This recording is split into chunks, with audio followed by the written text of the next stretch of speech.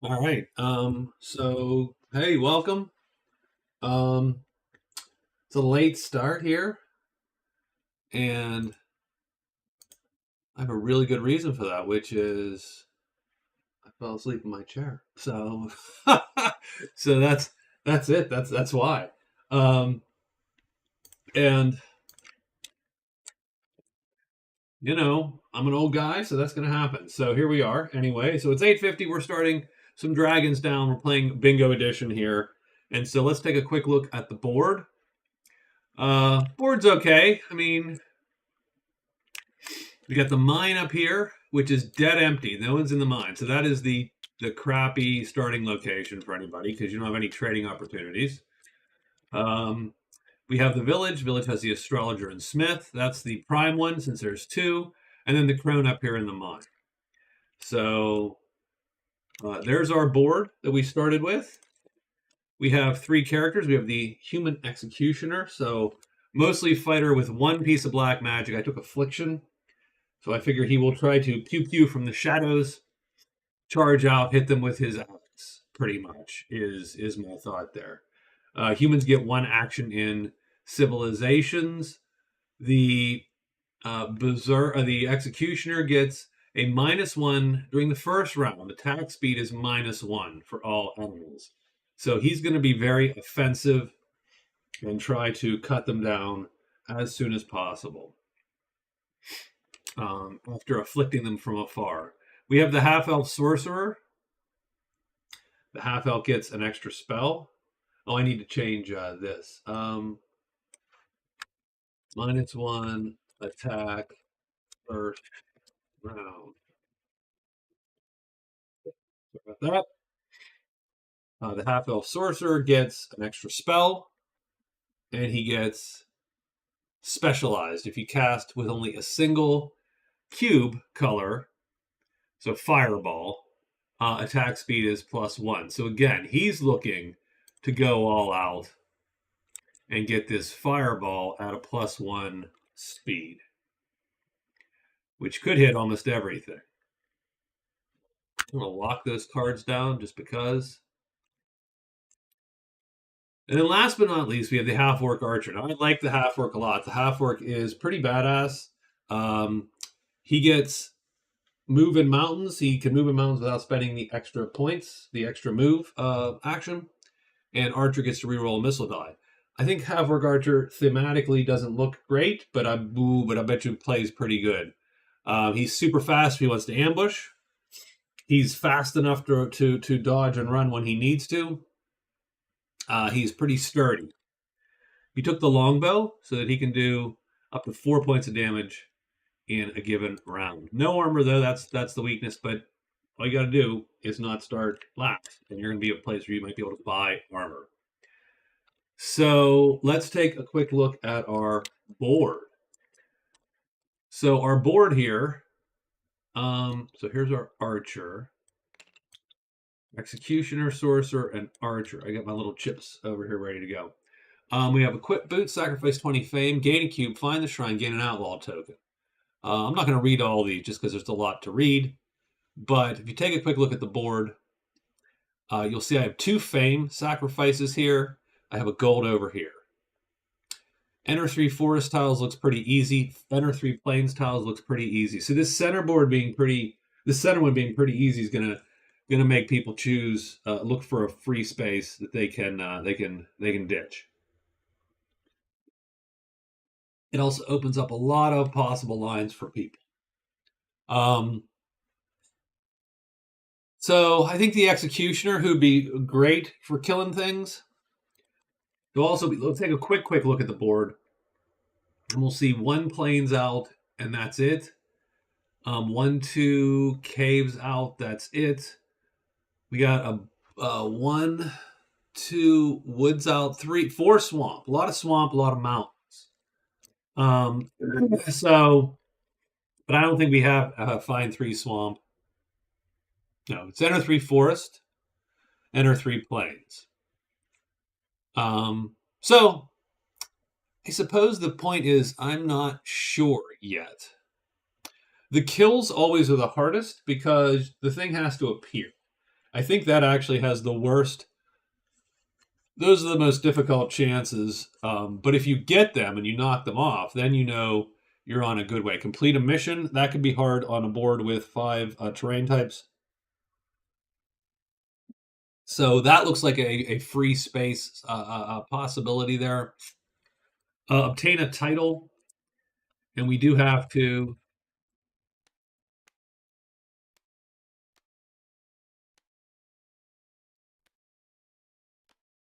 There you go. So I don't actually know what side those came up on, but what do we have? We have kill 3 lizard folk or a guardian in a sinister swamp tile and pay 40 gold, and you can get that title. Any treasure with a spell cube or square on this card. That's pretty good. See below. Treasure that grants an extra action, any deep treasure, any epic treasure. Not bad. That's an easy one in the mine. Kill 2+ monsters that have a higher fame value than 10.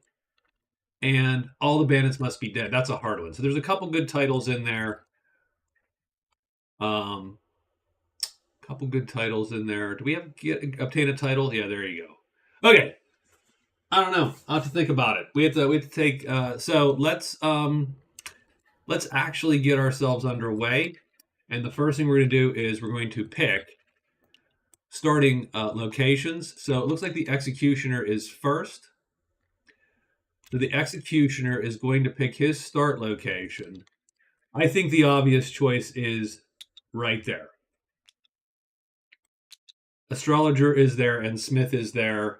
The only thing that's bad about this is you do have a little bit of a hike through the plains or the forest to explore. I don't think that's a problem. And I think for the executioner,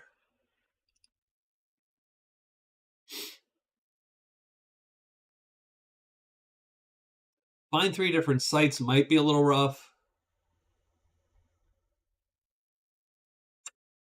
Sell. This is a rough board.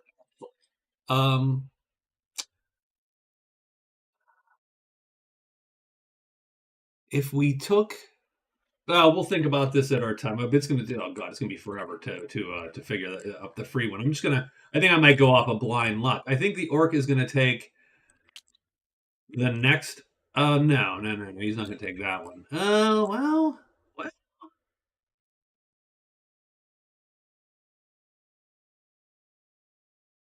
No, I always think you go for places where people are. I think that's the way to go.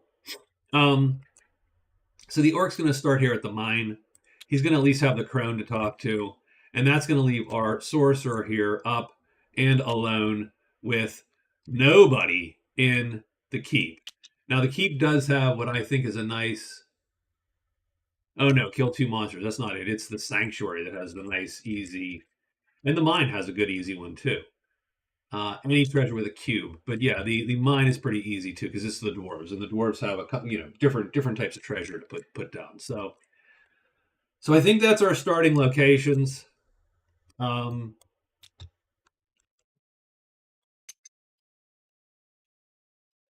I think really, I hate to say, I think we're ready for turn 1 now. Because I started late, I'm hoping that people actually get this message and show up if they want to. Nonetheless, if they don't, Play by Ourselves video will be out there. You will definitely get to see this game. These last 3-ish hours in my experience so far. This is a hard board, might be longer. We shall see. So let's start day 1. The executioner first, and then the sorcerer. So the first thing to do is pick one of these.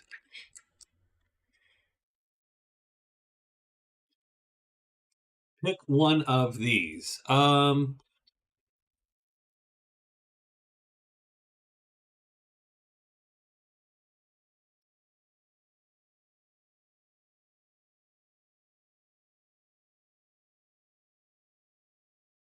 Definitely think this isn't bad, except 3 different sites makes me worried. This one makes me worried because that's luck, super luck, right?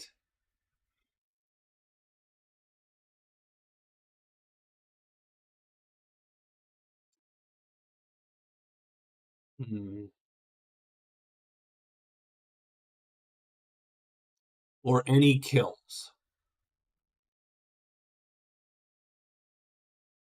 So I'm going to say either own a mithril treasure, we're going to put a free space, or complete a mission, or a kill, except for native, because you know where the natives are. It's just finding the battle that you're going to win. I think step through a gate is easy. So let's do.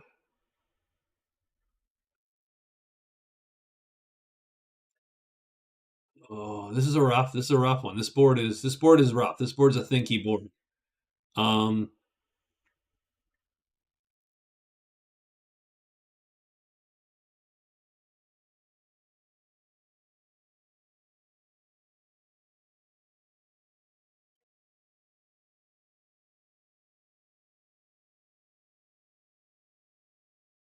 okay, let's do this. Complete a mission. So we're gonna do the bottom center. Complete a mission. So that's his first place right there. Oops. Oop. Real quick. I want to make sure. Okay. It's just my wife giving me basketball action there. So we put a big X on there, and there we go. So now, and it's our turn. So okay, Executioner's up. He is in town. He's going to get 5 turns today, then 4. He is going to trade with the Smith. Is he going to trade with the Smith? Let's take a quick look. He is, if anything, more charming than anything else. So I think the Smith is where we start. So let's quick search. He has clothing.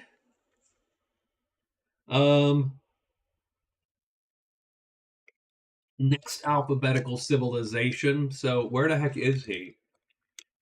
He is he's at the village. So it looks like the keep is his next. So he knows where that is. So that's just up here, the keep. So I'm going to take that mission. That's one mission I can take. And then raw material, we are with the Smith, so we have to draw a new one. So we're going to take this and discard it. Shuffle, of course, we really should, and then draw a new mission. And it's an atrocity jailbreaker. Kill all natives at the keep. All right. Tome of the Fae for $13. I definitely think that's worthwhile because that is a cube. So, all right. So we're going to take another mission and put it in the Smith there since we took one. And we have this mission. So that's our first phase. Our first phase is a trade phase. I want to copy and paste that. And so we did do a trade phase. We're going to try for the item. So it's $13. We're going to haggle. Nope, he shuts us out. So we are done with our first phase.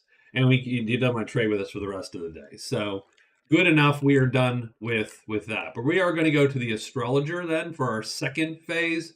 We have a lot worse chance with the astrologer because we don't. Oop, I didn't mean to spread those. That sucks. Okay, can I group these now? Here we go.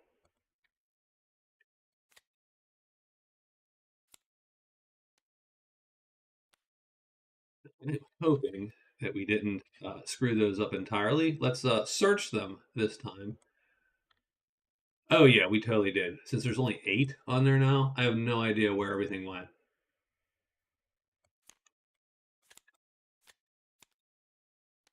Two, three, 4, 5. No treasures. I have no idea where the treasures went. Oh, no? Yeah, there's 3 treasures. It grouped them into that that bucket. That's funny. All right. Let's take these. We'll group them now, like so. Done. Okay. And let's search. That's my fault. Sorry about that. So what we have here is food and ale. Next alphabetical location. Anteater, kill 2 ankegs, and then artifacts. Complete this mission at the Artificer. I like it, But the real question is there any treasure that you want? Shoes of the Thief. The hero may evade as though you place 3 maneuver cubes, but no cubes are placed. Or maybe added to make it faster. Whoa, hold the hell on. Whoa, whoa, whoa, whoa, whoa. Time the hell out. So, the human executioner right now can buy shoes to make him like he had maneuver 3 and has played the cubes. I think I'm trying to buy those. The only problem is I am not a good buddy of. I'm not a great buddy of the astrologer. The astrologer likes things I don't like. And so we could get those because so I'm unlikely to be able to haggle, I suppose, is my point. And I could get those boots and just outright buy the boots for 18 bucks. And I might because they're so good. I'm going to do it. I'm doing it. So we're going to buy for 18 bucks our boots here. The Shoes of the Thief. It's times 3, 18 bucks. That is a steal by my estimation. And we will equip them. We will drop to a single gold. And by the way, oops, by the way, we have equipped boots. So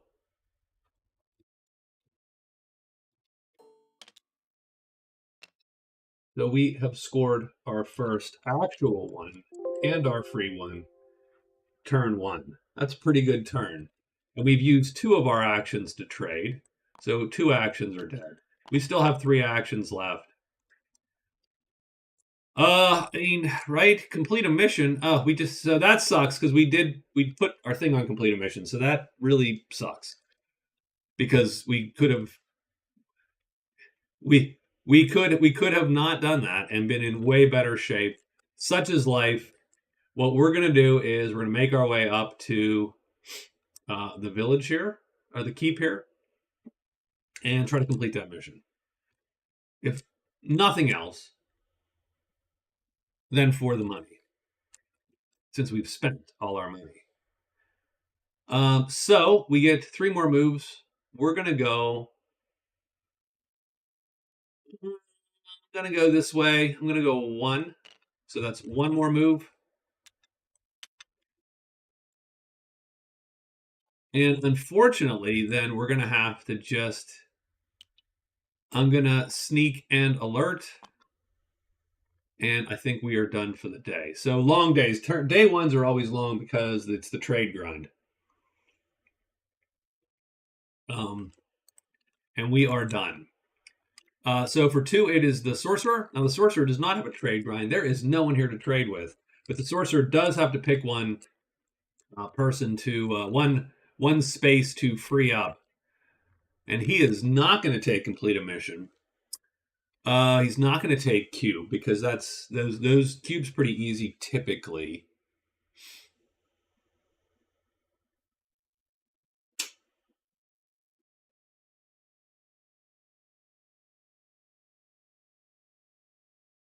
If we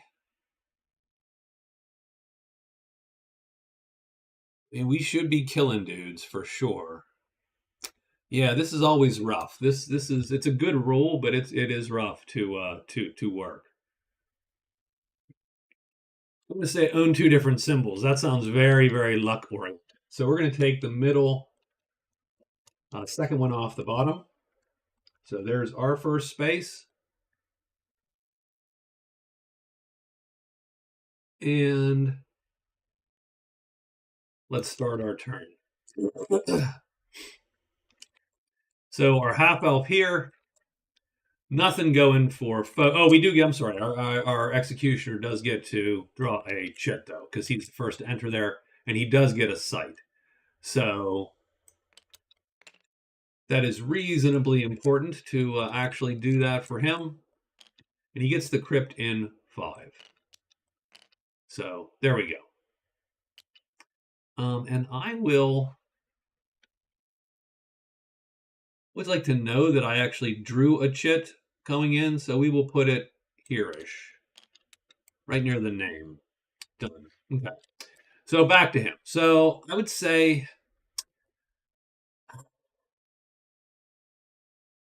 well, I think we have an obvious way to go. Let's go 1 to the caves here. We'll see what's here. It is the Dwarven Ruins. Oh, yikes. So we draw 1 from everyone. Oh, this is going to be a wreck, by the way. I don't like these. Yeah, I don't like it.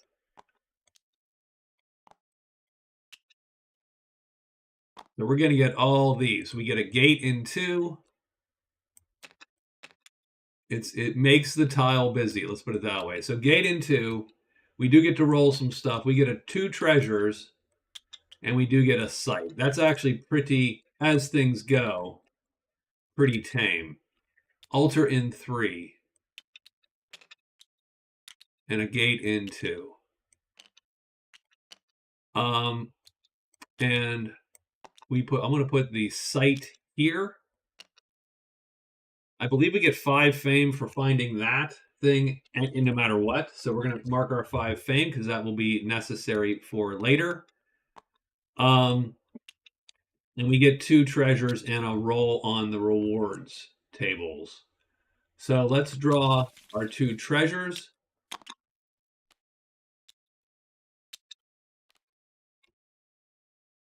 Oh my geez, oh man. Okay, and huh. I mean, those are great treasures, but what did he mark as his free space? Own 2 different symbols, and he just scored it. I think I hate myself on this game. Okay, that's cool. That's cool. That shows the Dragon's Down is easily as bitchy as Magic Realms. So we're gonna get a free sneak and a free move from now on, as the 2 treasures. I get a roll on the fame dice here. We're gonna get 5 gold and 3 fame.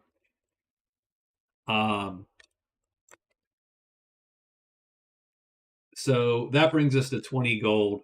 And that's literally for just moving into there. And then we discard all of these. And that's 1. So we literally moved 1.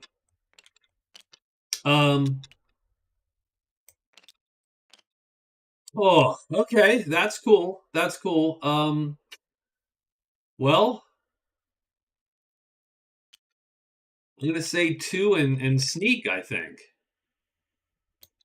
Because remember, if you enter a cave, you lose 1 already. So we moved 2, and we snuck, and we lost 1.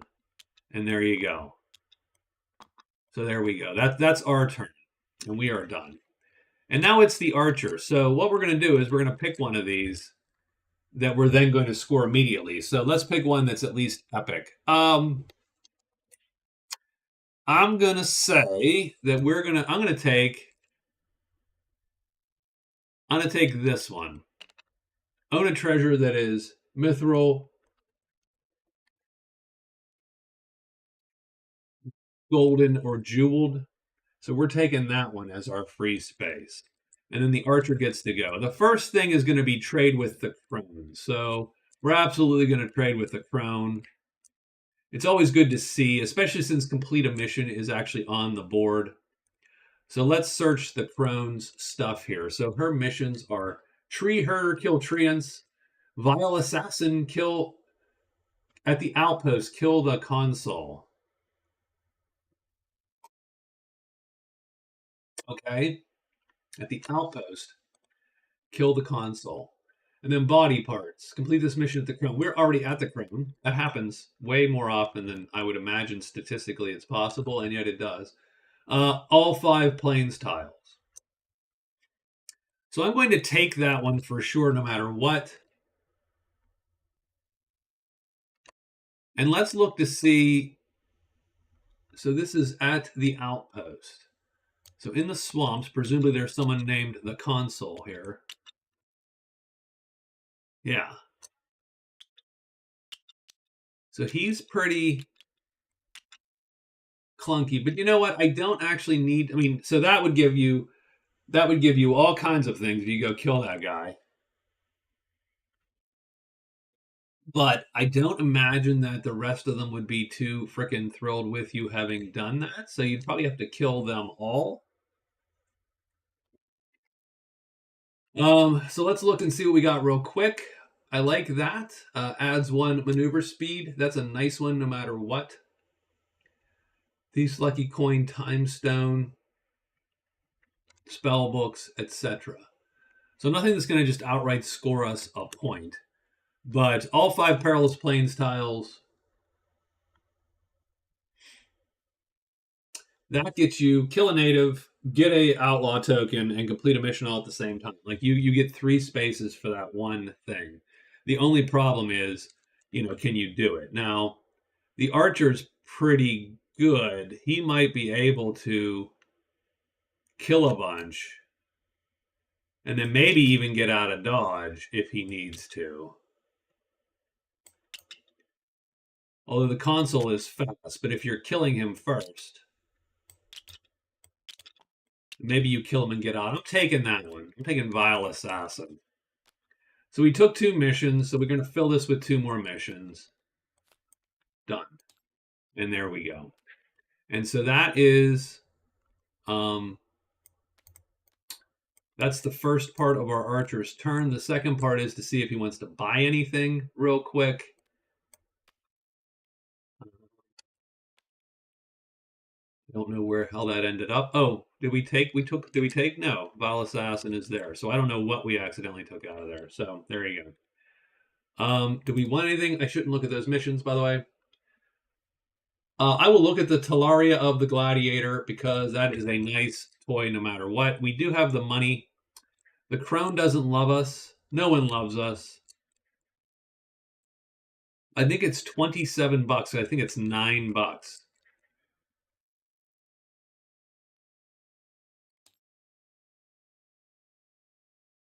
So we do have to succeed once at haggling. We need ones. And we get doors. So we are out. So she's not going to deal with us. So 1 is down. And I think I'm okay. I think we're good to go. So we have to enter plains tiles, though. That is definitely a thing. And the outpost is nowhere to be found at the moment. The only problem with plains tiles is there's not a ton out. So we're going to go just 1, 2. So we're going to start there, working through the bog. We get the Lost Battalion in 6. So that is a special treasure site. Oops, down here, obviously. Take all when the final dude is killed. So there's a bunch of dudes. We need to kill them to get that. So we're probably going to ignore that site for now. So that's 1, 2.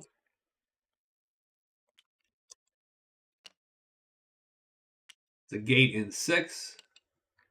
Remember that step through a gate is one of our goals. Right there. Doesn't help our guy just as of yet.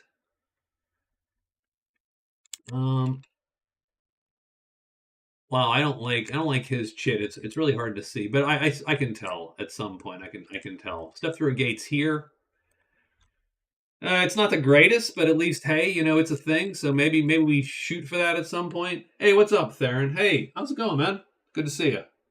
I was afraid that my late start meant no one was going to show up. Everybody's like, I don't know where that guy is. Sleep in his chair, probably. Yes, I was. So it's good to see you. Welcome.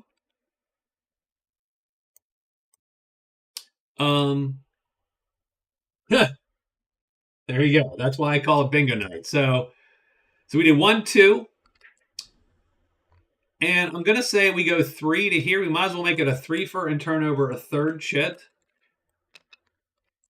And it's a site, which is good. We want sites when we can get them. And it is the Horde in 6. And I actually think the Horde in 6, that's not 6. That's 6 down there. Okay.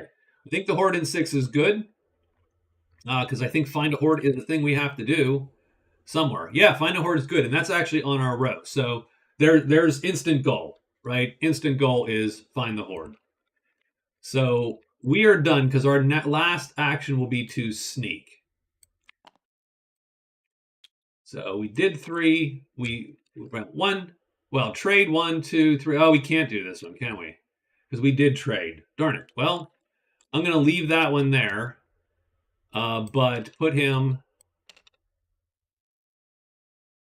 I mean, it's a little cheesy, but that's not going to change. Theoretically, it could have changed the order of operations. You know what? I'm going to say, sure, we can do this, actually. We can actually return this. And we can return this site. So that's the nice thing is it's not, what's up, Raven? Hello. So 1, 2, 3, and then he has to sneak. So he could have made that, but not snuck. But I was sneaking was paramount. So that's my fault. I miscounted. And so there we are. And that's the end of the day, actually. Oh, you are welcome. How are you this evening, Raven? What's up? Let's see. How do I like to see these?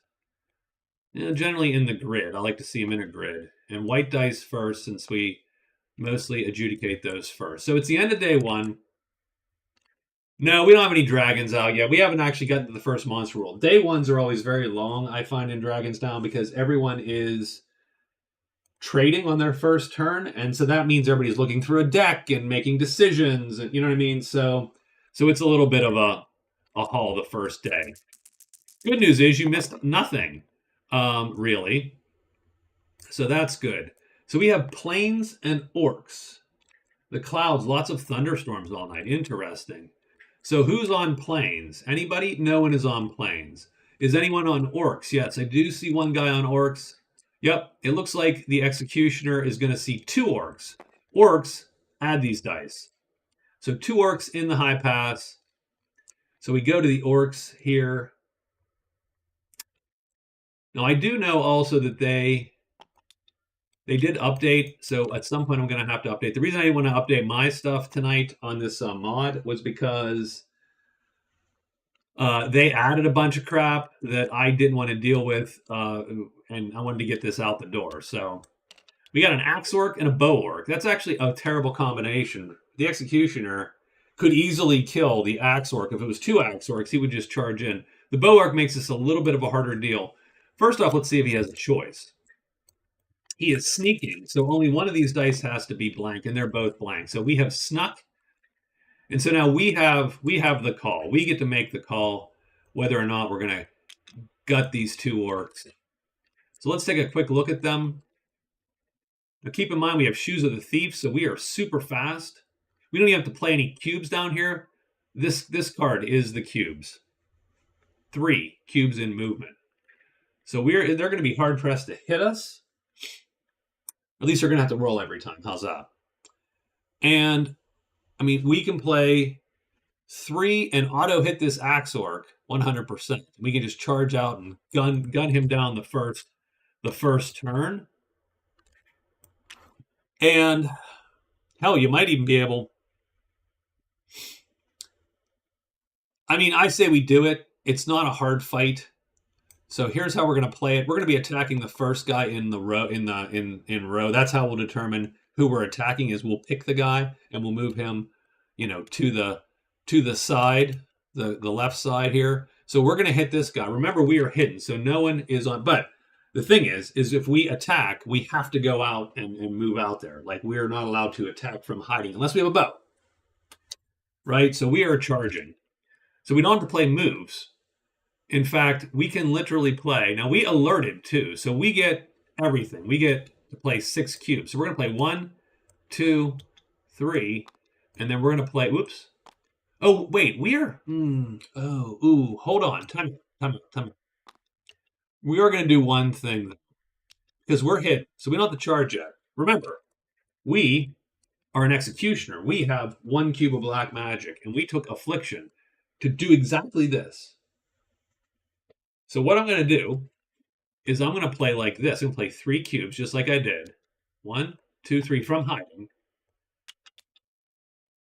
play a single cube on Affliction, and target this guy from hiding. So no one's attacking us at all yet. And so now that's it. So we get to start right now like this. So first thing is first, we have 2 monsters. Here's the monster dice. Do they flip or not? No one flips. That's fine with me. Sucks a little bit, but it's fine with me. We do have to hit this guy, unfortunately. And that is equal time, so we need equals signs. Oops. Okay, I don't like... These dice should never snap. Done. So we're looking for 2 symbols of any type. We get it. So Affliction hits this guy. He receives a wound, well, an attack of 1, which is enough to kill him because all he has is 1. So Boark keels over dead from a mysterious disease. He should not have eaten the canned salmon. He is dead. Now, are we hidden? Because we cast a spell on a guy. Are we hidden? We have to roll. We have to both be blank. So no, now we are... So this guy looks around because he's like, I've seen Skyrim. That wasn't the win. Let me go after this dude. And he finds us. And so now we're in combat. And the funny thing is, this is an auto kill. And the reason this is an auto kill is because we don't have to play any move chits. We can play 3 fights, 3 attacks, and we can play 3 of these. We're not going to play this anymore because don't need to. We can play 1, 2. We don't even need to play 3. We can just play 2, but we're going to play 3 for the overkill, the sheer joy of it. And our attack, so we'll just play it out, right? So no flip. So how does this get adjudicated? Well, we are first because we have 3 attacks versus his 1 attack, so we're faster. Because we beat his 0 maneuver, we hit. Done. We do 3 points of damage plus a sharp. That's reduced to 3. I can, and I'll tell you why he can. Yes, he can be, as long as he stays hidden. As long as he stays hidden, because it doesn't wound a cube. So he literally gets infinite afflictions with this 1 black cube. So if he could stay hidden, he could just sit there and plink away and do a wound every time. Wound, wound, wound. Now, that's not a very efficient way to kill most things. But in this case, the Boark was the only thing that made me sort of vaguely concerned because I can't auto-hit him. So I figured, why not take a free shot from the dark? And we just happen to hit him and afflict him, and he's dead.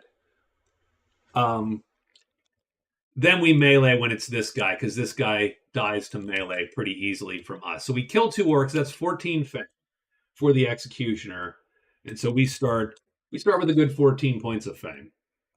Now keep in mind, fame is important, and I'll tell you why. Because right here you have sacrifice 30 fame. I'm gonna... Oh, God. I wish... I'm a little upset. I'm gonna flip these because I find these hard to see, if to be honest with you. I find these hard to parse. So I'm gonna say that my... let's make the convention that they will go on top if they are completed, and on the bottom if I'm just tracking an accomplishment. Like if they enter 3 plane styles, I'll put them across the bottom. So I can't auto-hit the Boark because the fastest I can do is 3, and the Boark is a 3 move. Do you see? He has 3, and I have 3, which means we're equal. I have to roll. The Axe Orc has a 0 maneuver, and my 3 beats that, so he auto-hits him. Does that make sense, Theron? Now, if the Boark flipped, then he slows down a lot, and then I can auto-hit him. So you're either looking, there's 3 conditions. You're either less than his movement, equal to his movement, greater than his movement. One is you roll at a 25% chance. If you're less than his move, your attack is less than his move. Yeah, done. 44% chance if you're equal, 100% chance if you're greater than. If you're fighting a single monster, and you can auto hit it, you auto hit it by playing all attacks. Now, it depends. If his attack was just as fast as mine or faster, then he gets a chance to hit me first, of course, and my playing 0 moves is a problem. But the Executioner can't play 0 moves. This magic item is huge. It's wonderful. And it's like he played 3 cubes at the bottom in his maneuver. So he's pretty awesome. Okay. So we have killed everybody. We are done with day 1. And that's a long day 1. Day 2 it is.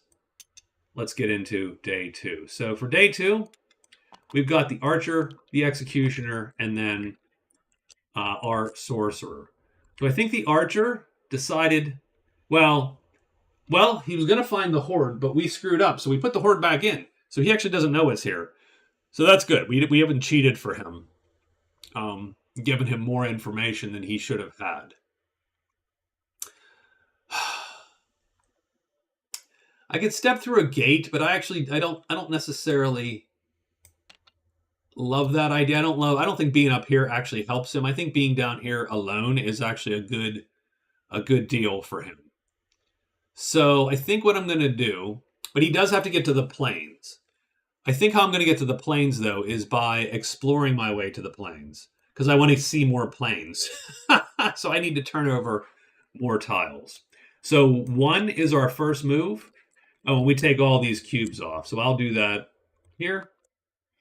Take off cube, cube, and then we're not in a town, so we're going to put this cube on him.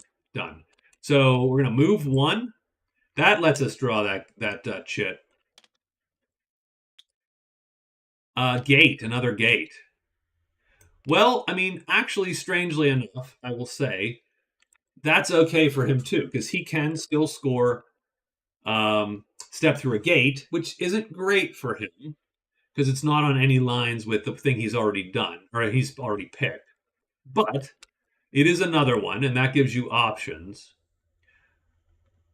So I'm going to go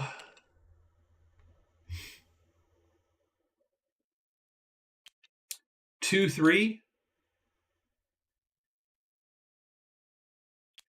Yeah, I'm going to go 2-3, and then we're going to sneak. So we're going to have snuck, and we're done. Done. And remember that our quests are 5 plains tiles and kill the consul. So the consul is at the outpost.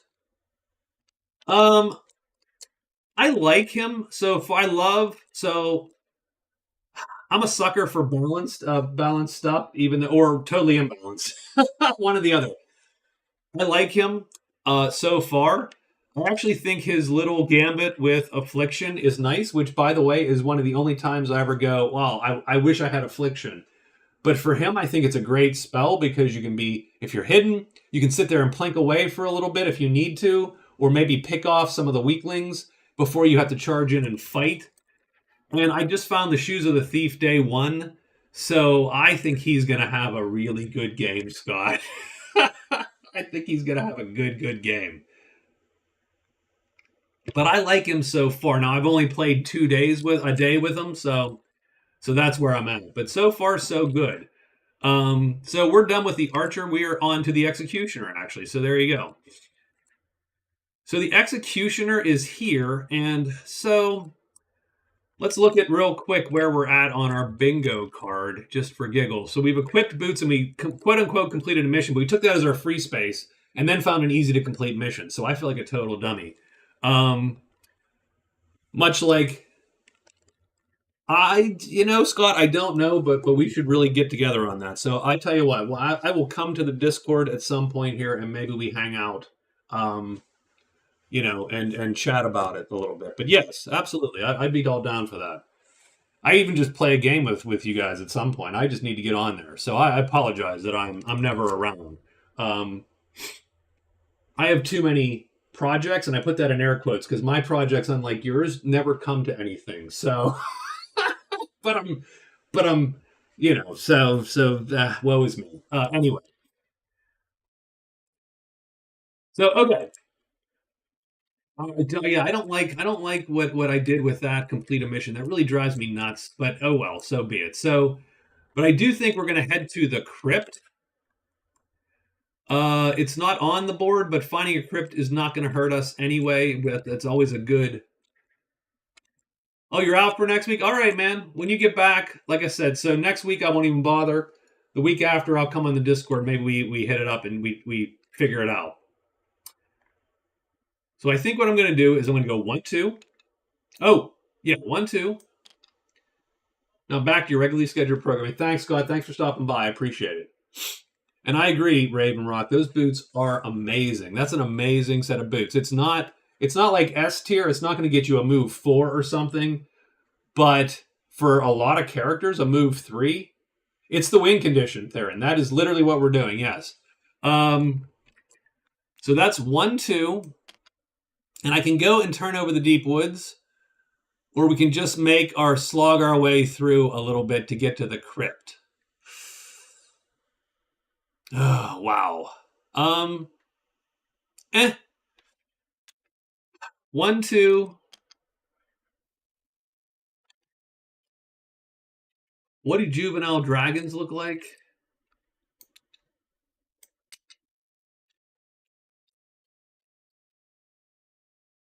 I would love to be hidden. I'm going to go 3 down here first because I think turning something over is more awesome than slogging through the woods for 2 more days, and we get an item. So it's not great, the item, but it is an item, and that's it's fun. No. That is the win condition. The win condition is to make a bingo, and we get a leather helm for the executioner, which we already have. So into our backpack it goes. So that's our third move. And then I say we do sneak at this point. So we're going to sneak, and he is done. So we got 2 done, 1 left to go, and that is our wayward sorcerer, our wayward son. And our wayward son is at the altar. And we're in a cave, so we only get 3 moves. So let's make sure we do that right now. We're just going to discard one of these cubes. And, well, I think it behooves us to search, right? But just a joke. Come on. I've done bingo for Magic Realm, too. I didn't like it in Magic Realm. I actually love it in this game. I think in this game, it's great. I think Magic Realm is a lot clunkier for it for some reason. And so I don't play bingo again for Magic Realm, but I will play it here a lot because I do sort of enjoy the little plus it quickens the game for me in some cases. It depends on the board. So, and that it makes it fit into a stream time frame too, which is sort of neat.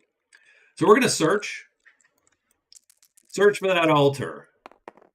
Done. And so in 1, we've found the altar. That's going to get us 5 fame for the sorcerer. So we're up to 13 fame. And we've found the altar. So I do always like to make a quick copy of something when I find it so that I can come down and remember that it's found. So he's found the altar. Done. Now we're going to loot that darn thing. So where's the altar? The altar is here. Set it up. We get 6 treasures. We're going to loot once at least. We get the 4th treasure. So that's cool because, yeah, we can do that. 4. It is the Saber of the Fencer. You would place a speed cube and it acts as a might cube. I mean, it's no worse than the dagger.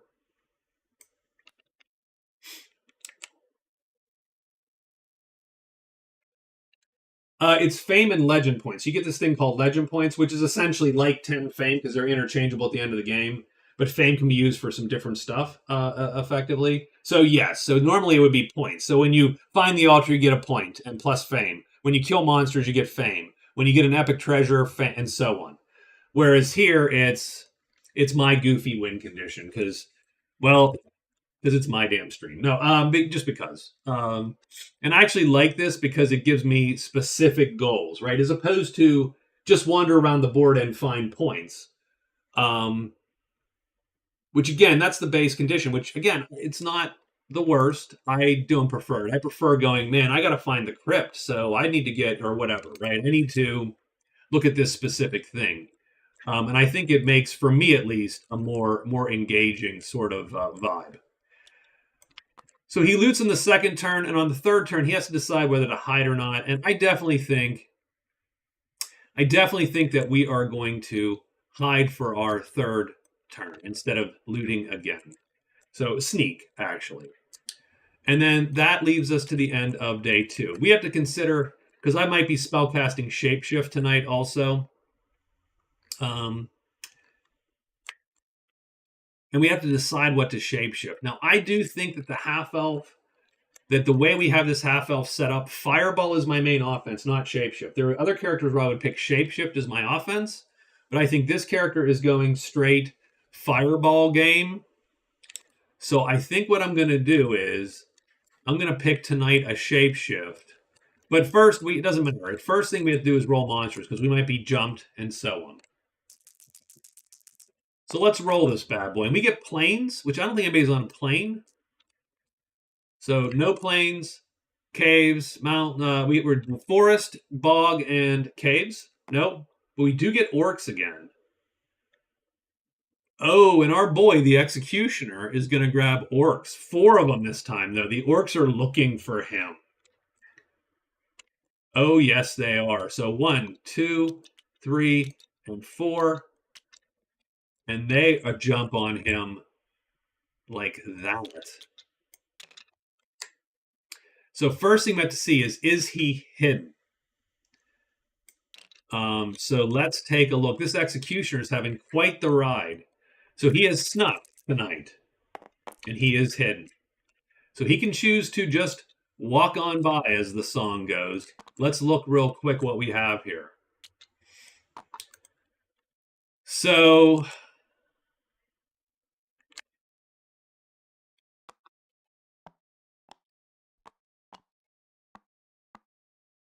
now this combat's a lot harder to pull off the last thing because there's double the number of orcs. So the issue being that I didn't alert. So I can't play 6 cubes. I can only play 5. That actually doesn't matter in this fight.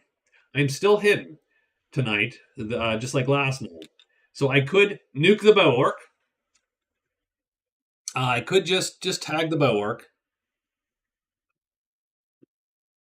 just like before, and hope to stay hidden. Although it really wouldn't matter. I'd have to stay hidden for 3 rounds, which is actually highly unlikely. Because you need to do 2 wounds to kill one of these guys. Because they have 2 health. So remember, in Dragon's Down, you either wound a guy, and his health goes down by 1, or you equal or exceed his health, and he is dead immediately. So doing a point just literally means that I have to do another point next round. I think this is a winnable fight, especially with armor, but these guys can get a little dicey. It doesn't finish any of the big quests. It would, let's see. It might count for one of these. So kill 2 monsters that each have a fame value higher than 10. So he could go to the keep and collect, if he had 40 gold, by the way, because it costs 40 gold to buy a title, and you have to have done the thing. So he could spend 40 gold, get this, and it's obtain a title. So that would be the only reason to gut these guys. That and clearing the board a little bit so he doesn't have to worry about this all the time. But it is not a safe fight. Once, let's say he kills that guy again in 1 shot. These guys can all cut his armor down pretty quick. He can kill 1 around, actually, amazingly easy, and then dodges the other 2.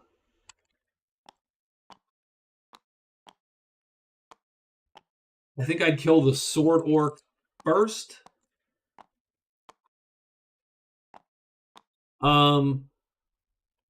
Yes, there's only 10 orcs, by the way, or however many orcs. Yeah, but there's only so many, and you actually keep them off the board like this. So once you run out of orcs, you run out of orcs.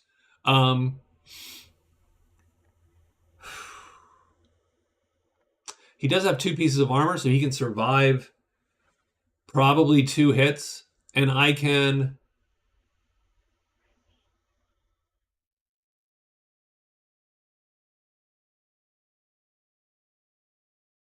I can probably run if I need to run. So I say we're going to do it. So we're going to sneak again, same as last time we're playing through. I'm not even going to put the cubes out for this one yet. I'm going to put, well, actually I will. I'll put the cubes right here. So I'm putting, you know I have 3 movement cubes. Oh, geez. Okay, forget it. These are, I'm going to put them right here. just like nature intended, sir. So, okay, we're doing the bow work again. I'm going to roll. I'm hidden, but I'm going to roll to flip the guys that I need to flip here. So first 2, the bow work flips. Second 2, oops, nope, wrong key. They both flip. Okay, so they're flipped. Do we hit the bow work at a speed of 3? Yes, we do. He takes 1 wound. He is dead. Bow work is killed. Are we hidden? This is the big one. I wouldn't mind staying hidden. I do. Now, that does me no good in terms of meleeing these guys. But it does mean that this guy who stops me from running, by the way, because I have to beat all their maneuver speeds to get out of dodge if I need to, is out of commission. So that's actually very good.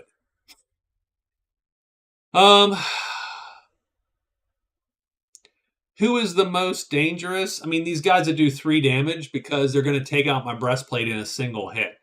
So in literally 1 round, someone could hit me. Someone could hit me, break my, break my breastplate, break my helmet, and then hit me directly and wound me. So, but the chance of that happening all in 1 round is super low, and I am going to kill a guy. So what I'm going to do is I'm going to jump out, right? Because you have to, or I could just hide and try to get lucky and nuke a guy. I might as well. It's free. It's freebie at this point. So we're going to afflict again from the shadows. And I'm just going to hit it. I think it's this guy because the other guys turn less damagey if they flip. So we're going to go for the Axor. So I'm just going to roll for flipping on the 3 dudes. These 2 flip. Does the last guy flip? He does also. So everybody flips. We're going to hit the Axork automatically, and we're going to do a wound. So I get to put a marker on him. Okay. Let me get a marker, actually. Let's copy, and we'll paste. So he has a wound. I'm going to put that right here. Sure, right there. Right there again. And then the question is, do I remain hidden? If I get 2 again, and he does remain hidden, okay, guess what we're going to do again? We are going to, from hiding, target the orc. We're going to roll 3 of these dice. So we get a no flip, a flip, leftmost. No flip. So this middle guy flips. Done. We attack again with Affliction. Affliction hits him. He is taken. Now we equal his health of 1. He is dead. We haven't even left the bushes yet. Do we stay hidden? Please say yes. This would be a coup. Oh my god, yeah, that's just stupid fun. Okay, sure. If the gods of darkness are with me, then I think we're going to now. We're gonna do the champion now. So we're gonna auto hit the champion. It largely comes down to, do they flip? Neither of them flip. We do a wound to him with Affliction. Do we remain hidden or not? This is where our luck runs. It did. Yeah, I felt that one. I felt it. I wish I knew that in the stock market and the casino. And then. So now with a wound, so that wound's actually pointless, frankly. But having said that, not the issue. The Executioner is a literal plague. So now we have to fight for real. So what that means is we're going to put 2 here because we need to do. Now the funny part is we actually don't need to do 2 to kill him. We only need to do 1 to kill him. But it don't matter because the only play we can make is literally this play. This is the easiest play to make. He has 3 maneuvers no matter what. So we are targeting the executioner for sure. Just cause. And now we're going to go here. So do they flip? No one flips. Our attack is first because we have 3 action cubes on attack versus 1 and 2. So our attack is 3. We go first. So we're going to hit him automatically and kill him with another wound. Done. And he is dead.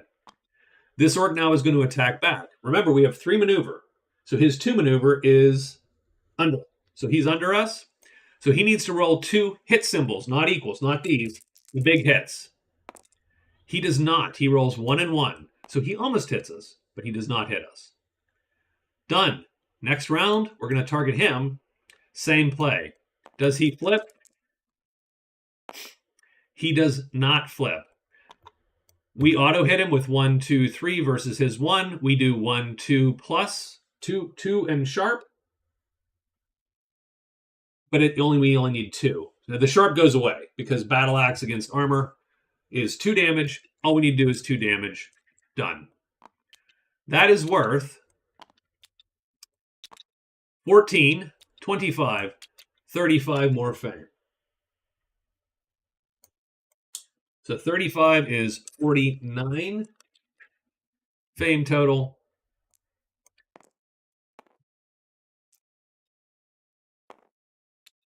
He also has some stuff he might need for a title, so that's sort of useful. And right now, I suppose we could sacrifice 30 fame, which I think we're going to do. So we're going to take it down to 19 fame. I'm going to copy this, paste it there, and he is actually in pretty good shape now, I would argue.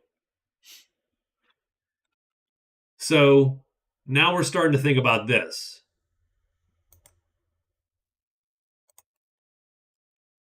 And that's the night. So we are done. It's day 3. And we have the orc killer. Yes. Well, I mean, yeah, the loot is more, the loot's all for yeah, these don't snap. I wish they snapped. Oh gosh, okay, hold on. I keep bitching about snapping, but I wish these snapped because I would just do that. Done. Okay.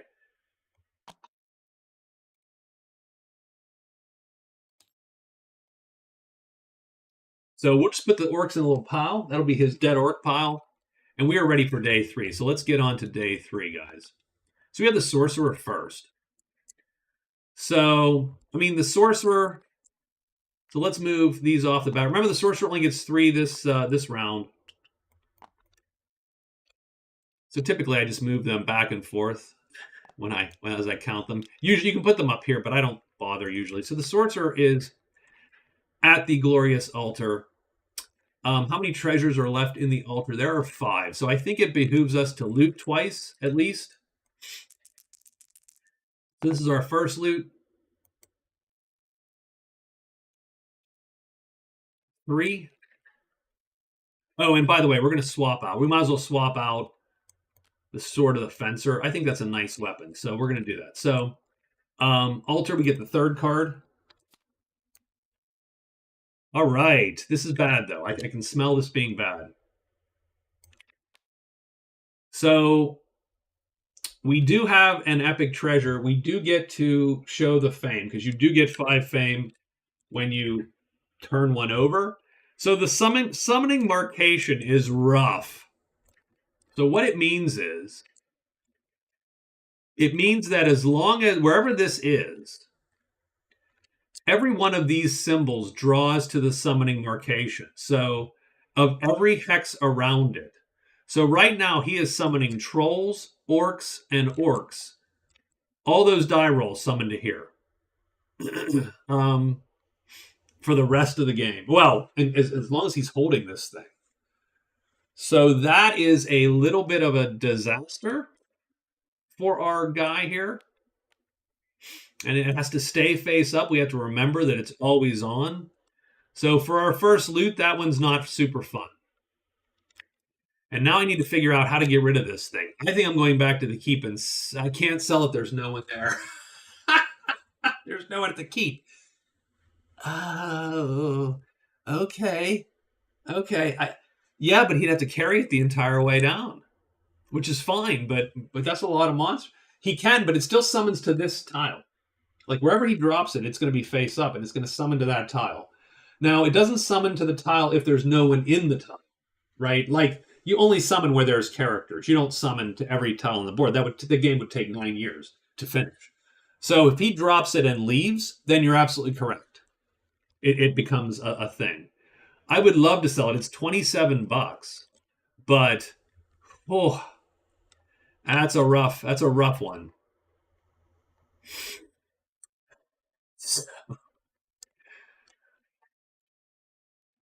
So I think what I would do.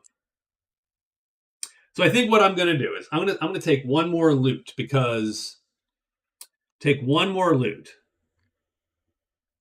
and and then hide, and then tomorrow is get out of dodge day. I think tomorrow we get out of dodge. I think maybe this makes it too clunky, but let's see, right? So that's turn 1 for him. Let's get turn 2. Let's make it worthwhile. And he gets the 4th one. There are only 4 left, so we're starting to get to the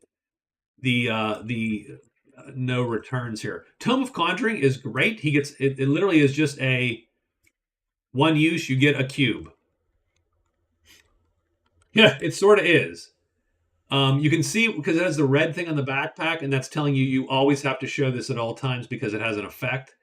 So he's going to just use the Tome of Conjuring right now. And he gets a blue cube for sure.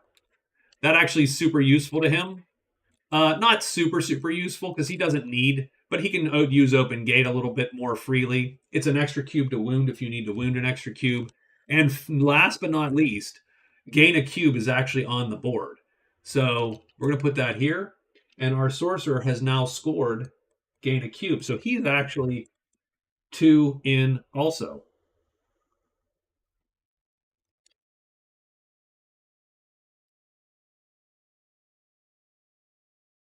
You should almost use little X's, right? That might actually be better. It might look better. Does that look better? It does to me. I don't know if it does to you, but it doesn't matter. All right, big X's. Big X's it is.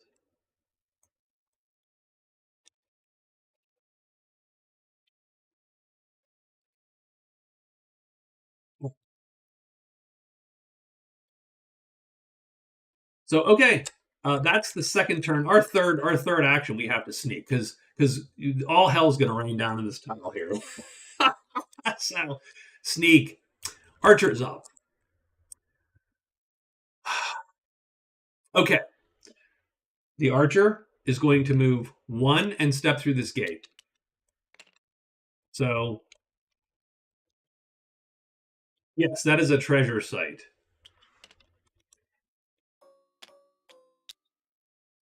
So we got 1. We stepped through a gate. Done. So the archer gets that one. It's not super online with anything else, but he does get it. 2. And sucks a little bit.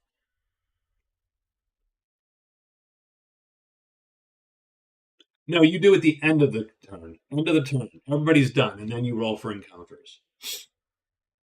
So, yes, every night we roll actually. So once everyone's done and they've yes, at the end of the turn. So he moves 1. And actually, I tell you what, I'm going to move 1 to there. I'm going to search for that secret path. Just because. So this is 2. And then I'm going to go 3 and sneak. I didn't find it. So, and that's fine. So we have sneak. Done. And we found the thing. A gate. We got a point. So now on to our executioner, our orc slayer.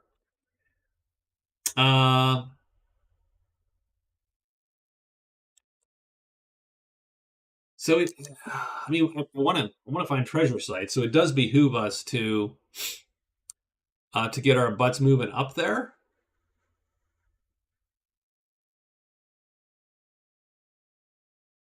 So let's go 1, 2. Let's go 3. I'll search for this pass, and I will hide today. So again, we are going to hide because sneaking is actually pretty tight on our. And so let's roll. Now we get Forest 3. Up, so it looks like giant spiders on the archer, and we have bones. Let's look at bones. No, no. But now we have to look at every one of these. It's orcs, orcs, and nothing. So no, he does get lucky today.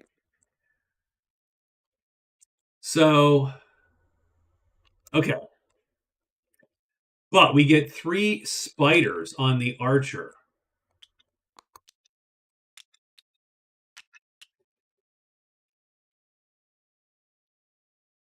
The first thing first is the archer hidden.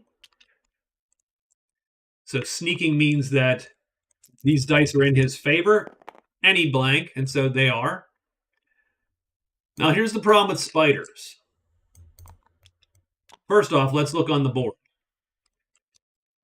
Is spider on the board? Kill ogre, giant troll.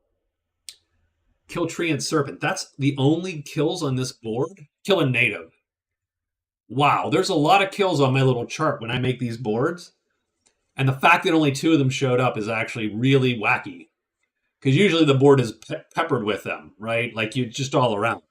And I do tend to try to spawn. I try to do them randomly, but I do also move them so that there's not just a row of kills, because those are hard to do typically because something doesn't show. He doesn't really have a good reason to kill these, aside from he feels like the human executioner is outdoing him. But I think I'm going to just let them go because I can't outrun them if I needed to. Now, if they flip, I think you can outrun them.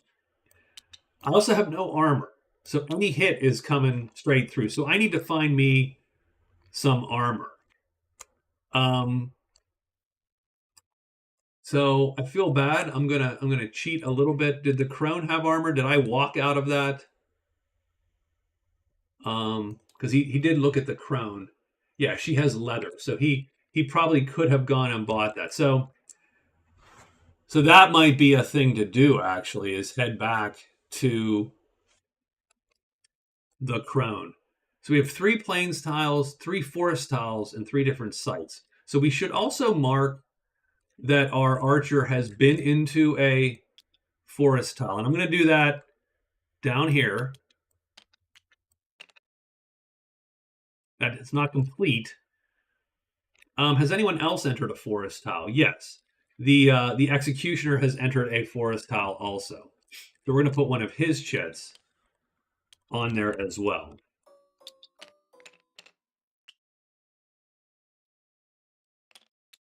So we have a little race going on there. Now you can get the same ones. This is not a lockout bingo.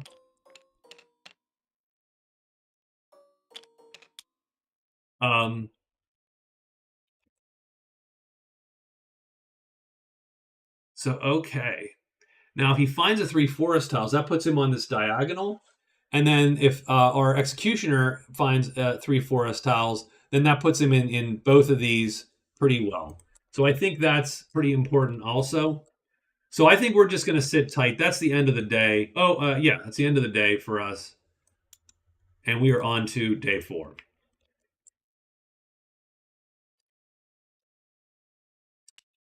These cubes come off.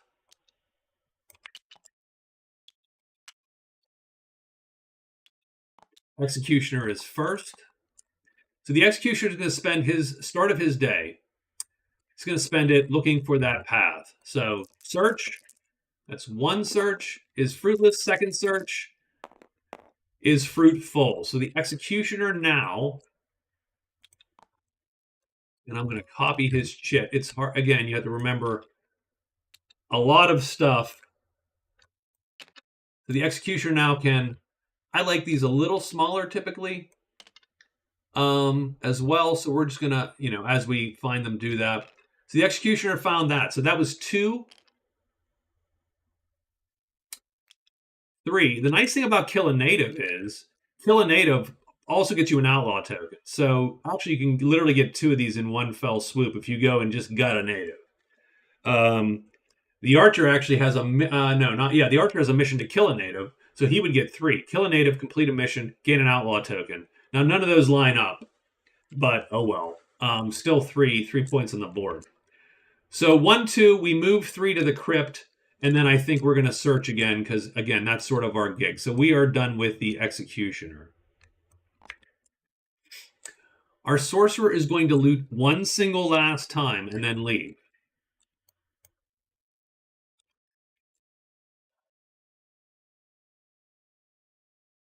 Wait, hold on.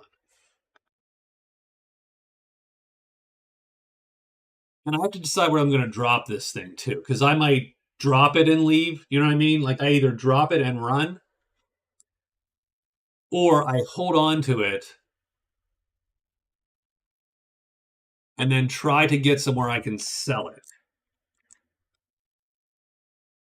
And that's not as crazy as you think, because he can step through gates sort of at will a little bit, but he'd have to survive the couple days doing that.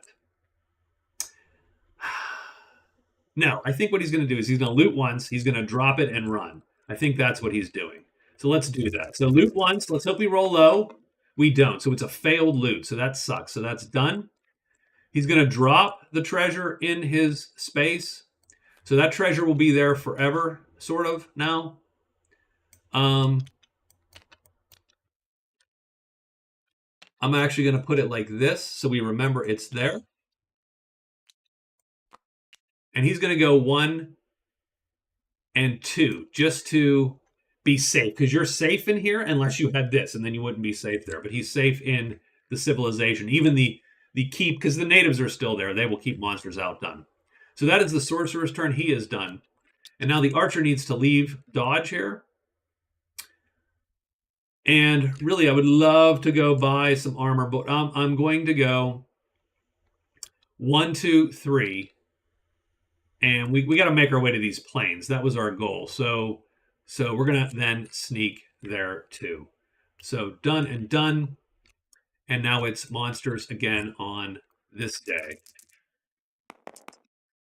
So we get plains and stink.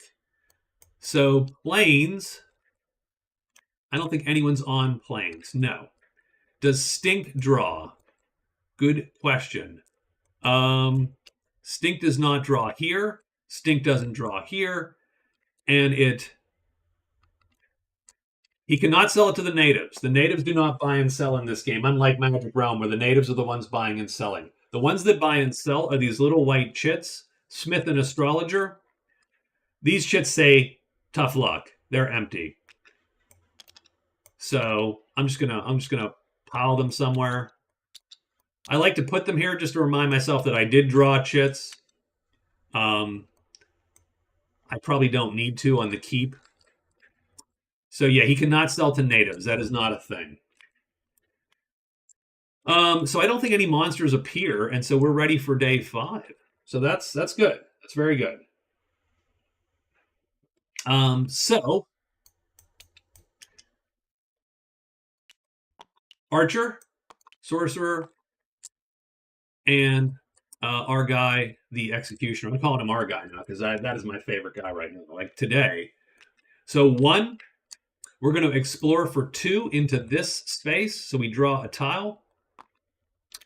And we got to figure out how to place this. I think we can't place it like that. We got to place it. Ooh, I don't like these, by the way.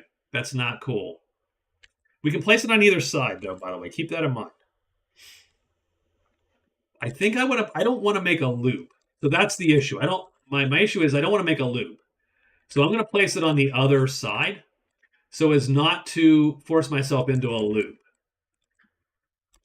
So can I play it like this? I don't think that helps me. That just makes it longer to do what I want to do. So I'm going to play like this instead. Done. So that was my second move. So my second move, so once you explore, you go for free. You can go into there. So I will, into a woods. It is the secret cache in over there, away from me, which sucks, but so be it. So 2, I'm going to go 3 and sneak. And so the archer will have snuck. Need to take that off of him. And he is done for the day. Now he has entered a second woods tile. So that is his 2. That's good. And now it is turn of the sorcerer. So the sorcerer has at least managed to avoid... I will say this, so I occasionally retcon a tiny bit because I always forget. What I'm going to do for the sorcerer is that night, I'm going to cast Open Gate, which wounds this extra cube he just got. And he does go, well... No, he didn't hide. He's not going to cast anything. Well, it doesn't matter because it's the night. Combat's over. So I'm going to go to a random gate. So I have a gate here. 1, 2 gates. I think we've seen 3 gates. So 1, 2, 3, 4, 5, 6, left to right. Let's see where we end up. 6. God damn it. Okay. That is where I didn't want to end up, by the way. So terrible night for him. But that's fine. I'm now going to step through that gate for my first turn. So I'm going to go 1. But I think it's actually 2. 1, 2. And I don't want to go here because I don't want to deal with those either. Although he probably can deal with those a little bit easier. But 1, 2.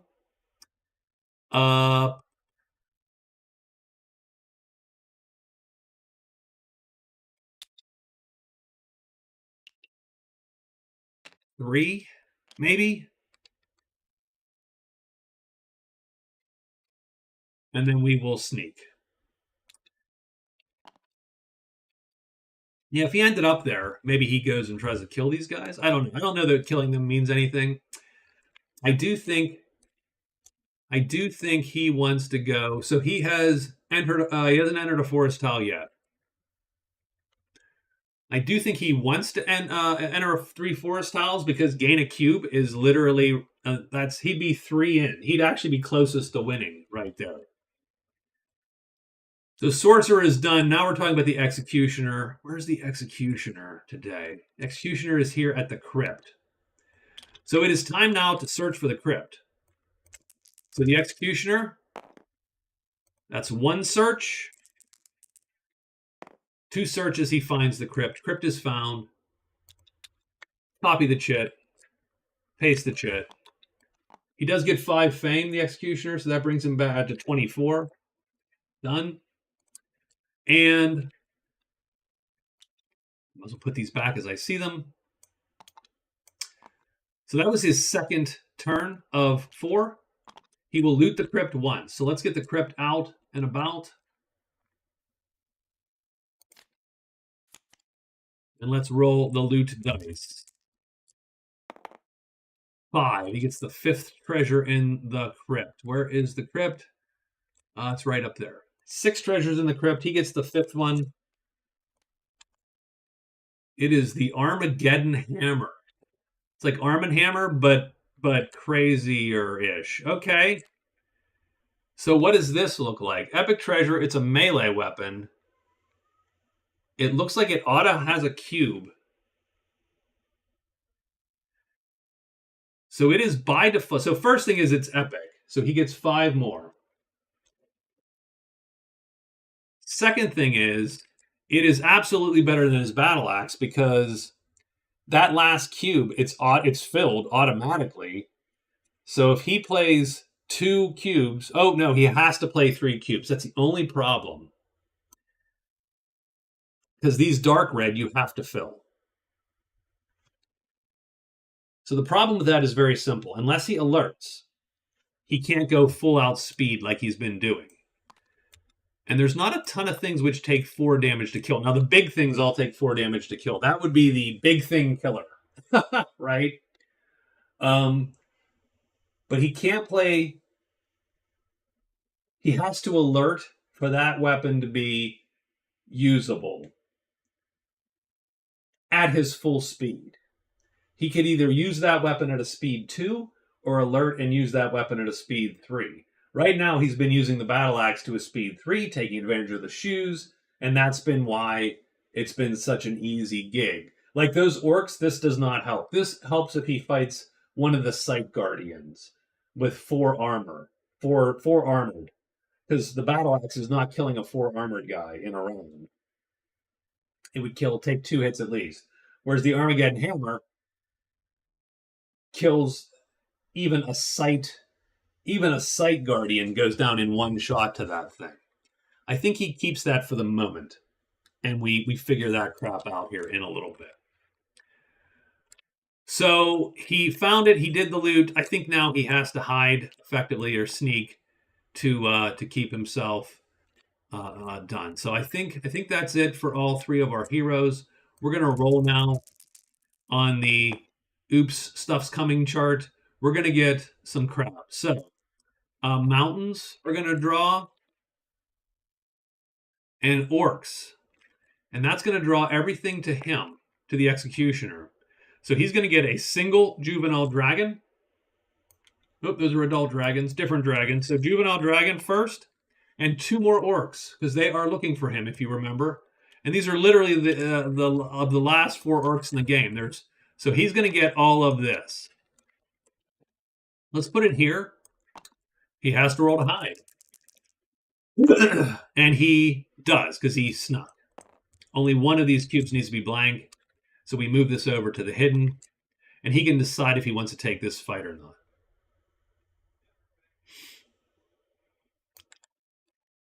Oh, the Orc Lord. Now, this is definitely a tougher fight. The Orc Lord means business.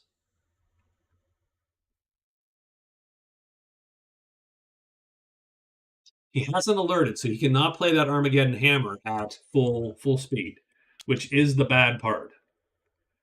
On the other hand, having said that, this guy's 3 and armored. He also can't wield the battle axe at full speed to kill that Orc Lord. That is not possible. Unless he wounds him first. Oh. So we have to decide whether we're going to fight at all or not. This is a much more dangerous fight. Much more dangerous fight. Still fairly doable because so what I'm going to do is this. I'm hidden. Our luck might hold, right? Who's the most dangerous? I would argue that orc is not necessarily he had the dragon should eat the orcs. So somehow they've tamed it. I don't know, but somehow they have done it. So what do we do? Well, I don't have the gold for the title is the issue, which is fine. I spent most of my gold on those wonderful shoes, but we'll get to that.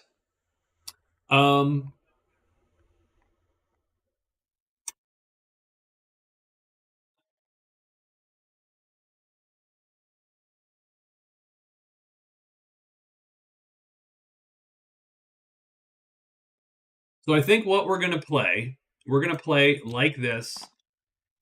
We're going to play 3 attack speed.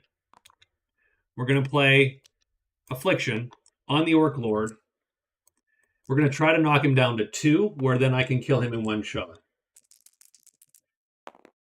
So the Orc Lord flips. This guy doesn't flip. The last guy flips. So our 3 speed attack auto hits the orc. We're going to do 1 wound. So he's now down to 2. Do we remain hidden or not? We do not. So we are now we're in it. We're in it to win it. Hammer's still in the backpack, though. So I think we are targeting this guy. I think we're targeting him. We'll get him out of the way. All these guys are dangerous. They will destroy my armor. And so that's bad. So our next attack is just like this. We're going to play 2 like that. Actually, it's not quite like that. It's like that. We're going to attack him. Do these first 2 guys flip? He doesn't. He does. And then the last guy, it's the leftmost die. And he does. So our time 3 attack goes first. 1, 2, 3. We're going to hit this guy for 2.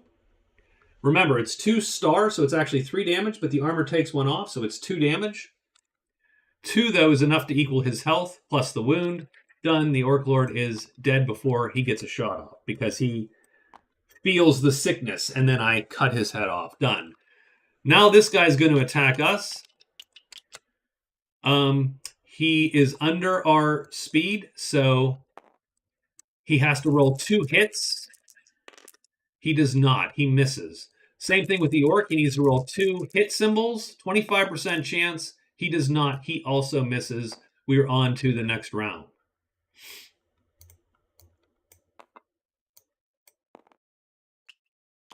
I think we go this way. We're going to attack this Orc because he is 3 sharp. So that cuts through a breastplate. Right now, the dragon is only doing 1 point of damage, which is not going to break the breastplate. Same play. Who flips and who doesn't flip? No one flips. We're going to hit the Orc. Did the wing mean? It means he is flying. So that means that certain things don't impact him the same. Don't work the same. Generally, the only actual thing, there's a couple spells that don't affect flyers. That would be the thing. So we're going to auto hit this Orc first for 2 points of damage, and he is dead. Dragon attacks. He needs 2 hit symbols. He misses. Now we're on the dragon.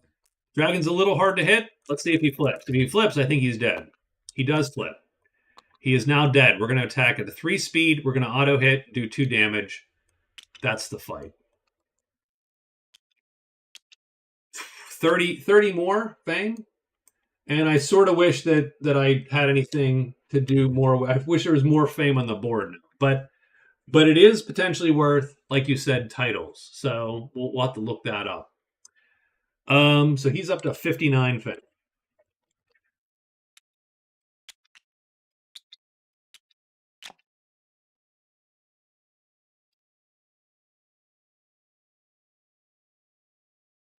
Yeah, I truly don't.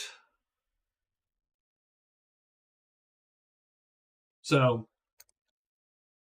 I think that's the end of the day.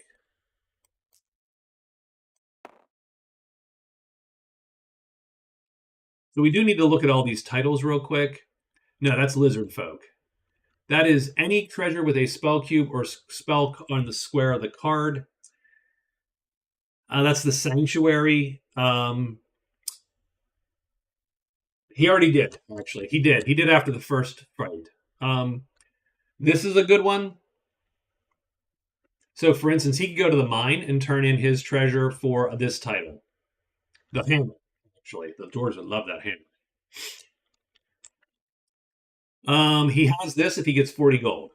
And this one is all the bandits. That's going to be a hard deal. So, here's what I propose. I propose that we take a quick 5-minute break so I can hit the restroom, etc. So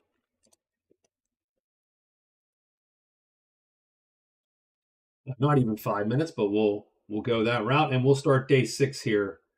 We'll start day 6 here in a moment. Okay. Get this. Oh.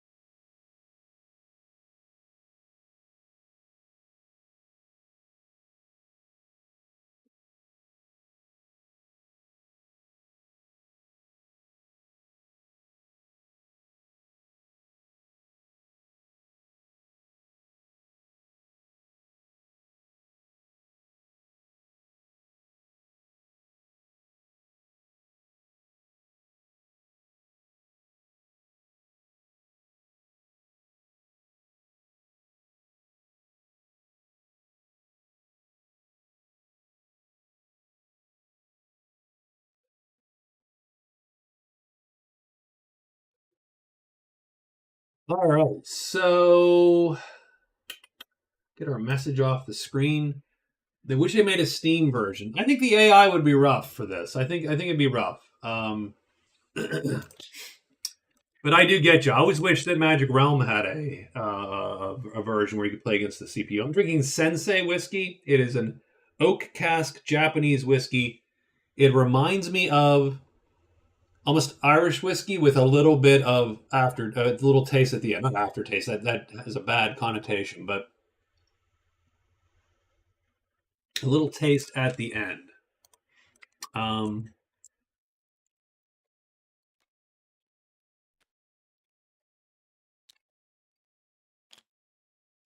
Oh, I know.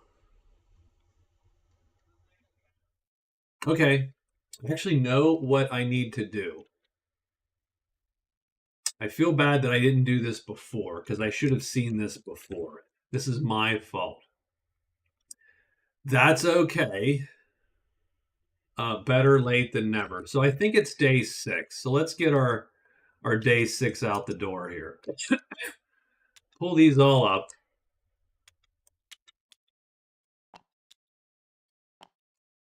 And I don't necessarily think this helps the sorcerer that much, but I think sometimes you gotta score when you can. So okay, so I mean, hell, once again we're in the damn crypt. So I think our executioner now has to just loot this crypt a little bit.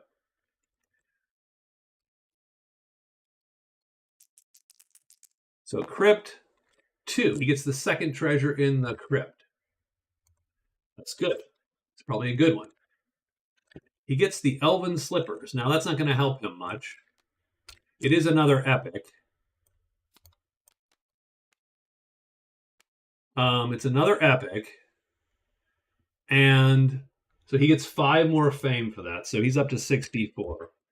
And again, I don't think his fame score matters at this point. But that would be you could put a green cube and get a maneuver. But he doesn't need it. He has the Shoes of the Thief. So definitely Sailbait, I think. So that's one turn. Second turn. 2. It's the second treasure. The Vorpal Cutlass. Well, that'd be great for somebody.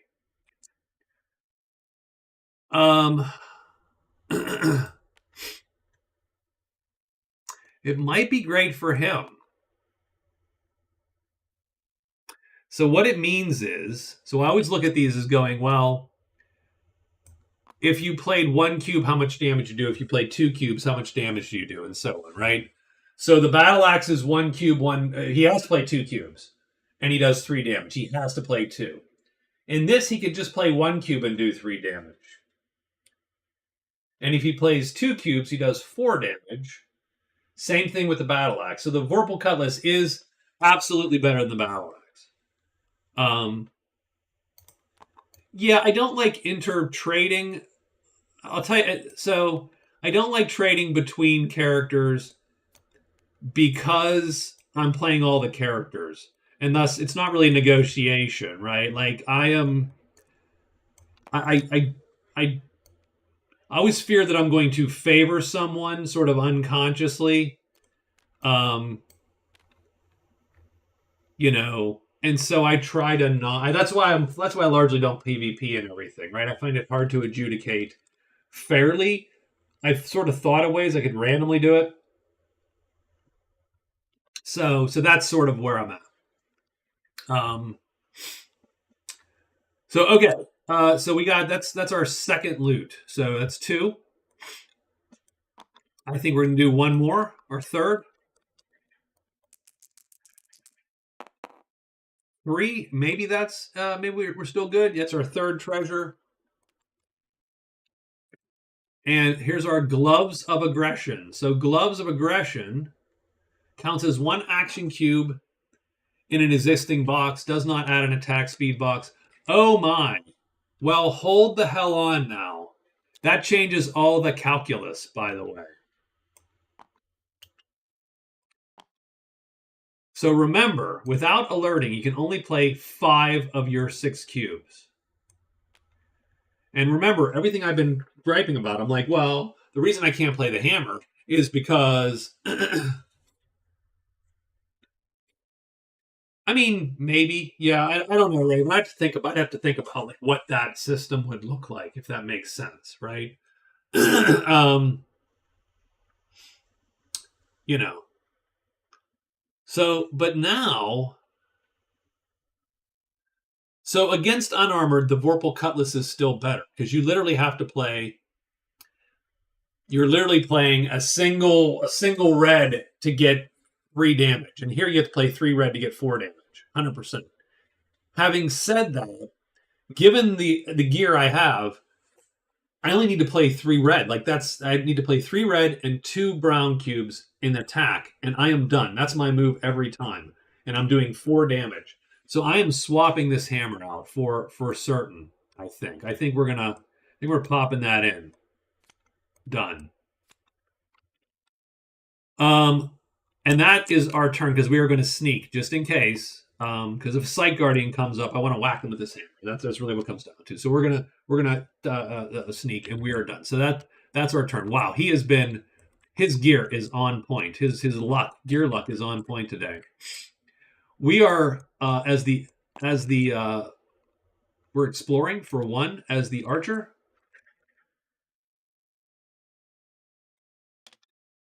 So lock that bad boy down, and we get to move in for free. So 1, that's 1, and we get a item. So just a lowly item, but the archer actually could use an item, but not a dagger. So womp womp. Okay, done. That's 1. He explores for 2 here, and we need to figure out if we're going to be able to play this because we need no, because we need 2 blank faces.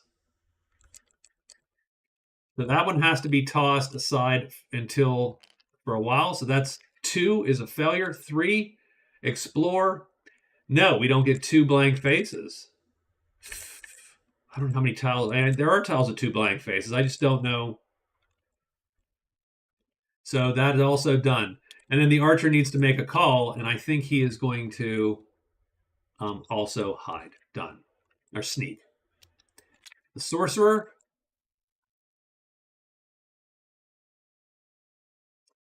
He is going to move up to here, 1. So that means he's entered one of these tiles. So he also has entered the forest race there. So 1. Now he's going to search for that secret path. So this is 2. 3. No. Darn it.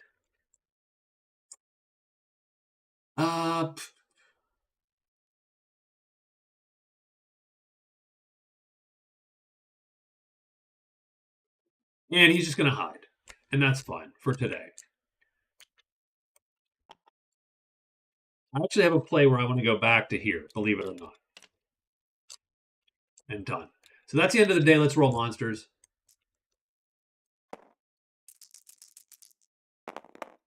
Plains? I don't think anybody's in the plains. No, we're in mountains, woods, and mountains. Scratch marks. We get scratch marks all over the board. So we get 3 treants. Okay, 3 treants for the sorcerer. 1, 2, and 3.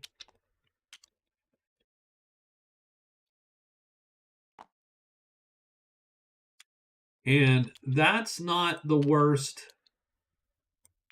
It's not the worst for him. 3 treants, and he gets 3 griffins. That makes me nervous too. Griffin, Griffin, and Griffin. Because the griffins can shut you down running. The griffins are really hard to run from. So I might leave those as the archer right now also, just because I don't know that it's worth risking that to sit there and plink at them. So first thing is first, we have to decide whether we're fighting. Well, first, are we hidden? So first, is the sorcerer hidden? He is hidden. So he gets the call. He gets the choice. Now, treants are in our kill list. You'll notice kill treant is here. I mean, it doesn't, it's not necessarily perfect, but the crypt is out. Oh, by the way, someone's found the crypt, right?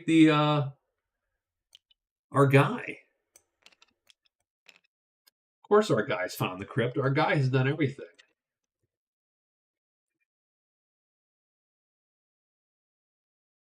Yeah, find the crypt is done. So we found the crypt. I think the elf is fighting.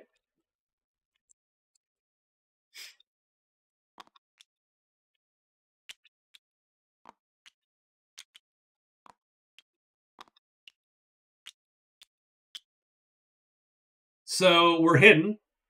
We're going to cast. We're going to cast Fireball. We only get one of these, unfortunately, before we are done. And Fireball looks like it doesn't have the right snap points on it. Nope, it has 3 snap points. Why would Fireball have 3 snap points? Oh, it looks like all the snap points are slightly screwed up. Okay, well. I think I'm not going to worry about it. And I'm just going to just put these, I'm going to put these here. How's that? I'm just going to put these around the card. So I'm going to play like that. And I'm going to play, it doesn't matter, 2. Really, I could play 3, up to 3, and it really doesn't matter. And that's fine. Now, the sorcerer's special power is if he uses only 1 color, his attack speed goes up by 1. So his attack speed would technically be 4 with this. So he's going to auto-hit all these guys, no matter what side. The only thing determining whether he kills them or not is this crappy missile die. So he's going to do 3 points of damage to everybody, which kills everybody, but he has to roll these dice and take the worst one and see what damage he does. So he opens with just this whooshing blast of fire. So the first guy, we're looking for 0s or pluses. -1. So he does 2 damage and just wounds him. So that stinks, because that's no good. That's no bueno, by the way. But okay, fine. Let's roll the second guy. We're looking for 0s. Come on, we got to kill one of these guys. Done. +2 damage. 5 points of damage. The treant is dead. Third guy. Okay, if we make this a kill, then this will be a clean sweep, I think. If we can make this one a kill, +2 and -1, son of a bitch, he doesn't get it. So he wounds both of these, but only kills 1. So now, I've been totally screwing the sorcerer up. Oh, God. Okay, well, my fault.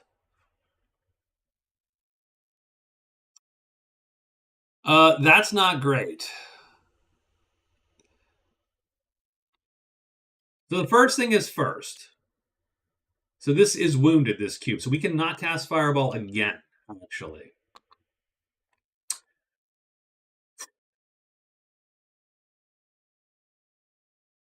It's not an issue.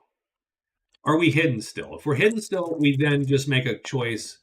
No, we are not hidden. So we're up. They're in it. So I'm going to say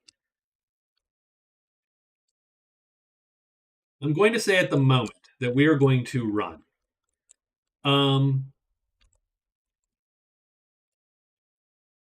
Only because we can make this a little easier on us to fight if we needed to. The wounds will go away. These guys will be up to full. I think we rolled a little bit poorly there. That was a little suboptimal for us rolling, but we did manage to kill one of the treants. If there was only 1 left, I think we'd have a better time. Keep in mind that I've been screwing up because this guy gets an extra move and an extra sneak every time. So he actually should be moving around the board a little bit more quickly. So we need to be a little bit better for our sorcerer here.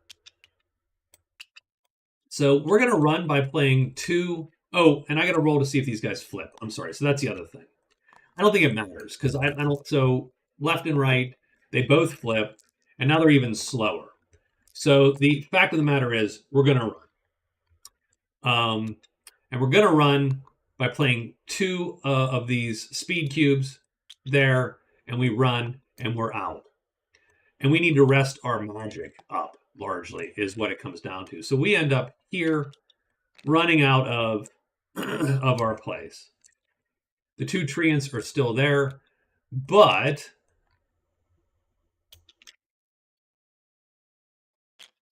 having said that, we have killed a treant. So we get this bottom corner.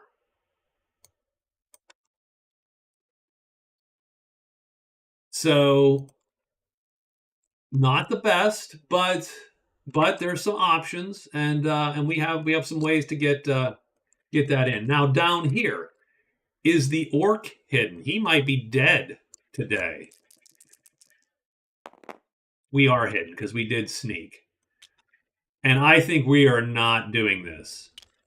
3 griffins, 1 griffin. I think we do it because I think we ultimately would hit and kill it. 3 griffins. You're just asking to get unlucky. Now, what it means is we're not going to be able to explore here because, well, we could if we hit. So we're going to have to think about that. So, okay, that's the end of the day. We're up to day 7.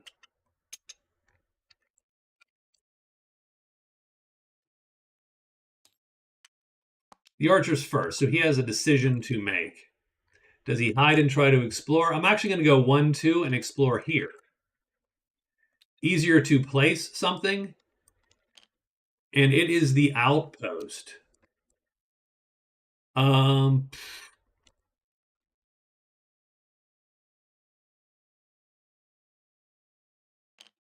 don't think it matters how we play it, frankly.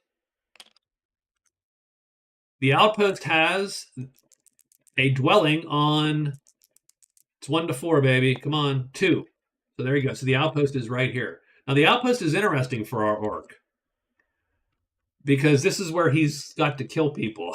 He's actually got to kill this guy. So we draw 2 of these chits. And so there are vendors here. And the vendors are the scholar and the smuggler. And there's a whole host of natives here too. And I'm actually going to put these natives because this might matter. So that is our 1. So literally 1, 2, 3. That's our 3rd move.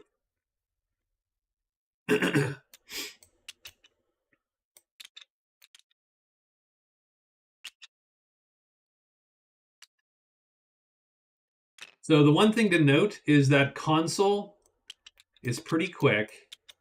We have to sort of figure out if we needed to run, could we run? That's what we sort of need to figure out. We could if we needed to. So what to think about this? So what I'm going to do is I'm going to go in, but I'm going to go. So this is my 3rd move. So my 4th move, I'm not going to do anything yet. What I'm going to do is I am going to, I'm going to check out the scholar.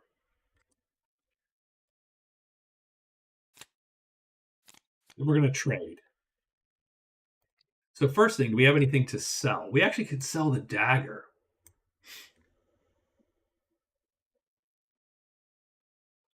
For $2. So that's sort of dumb. But we could if we needed to.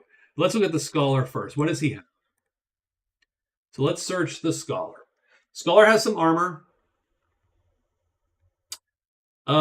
He may re-roll reaction dice once a turn. Must re-roll all dice. So in other words, if he fails at hide, he gets to re-roll it. The Incanter's Jewel is nice. The Charismatic Gemstone actually just gives him charisma, which he needs. That armor is fine. We're out of Scholar, so we have to discard and draw a new mission. Scholar Crone.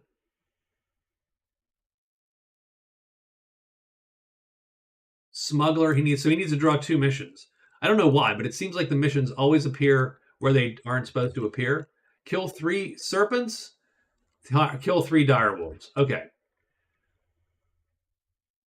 I mean,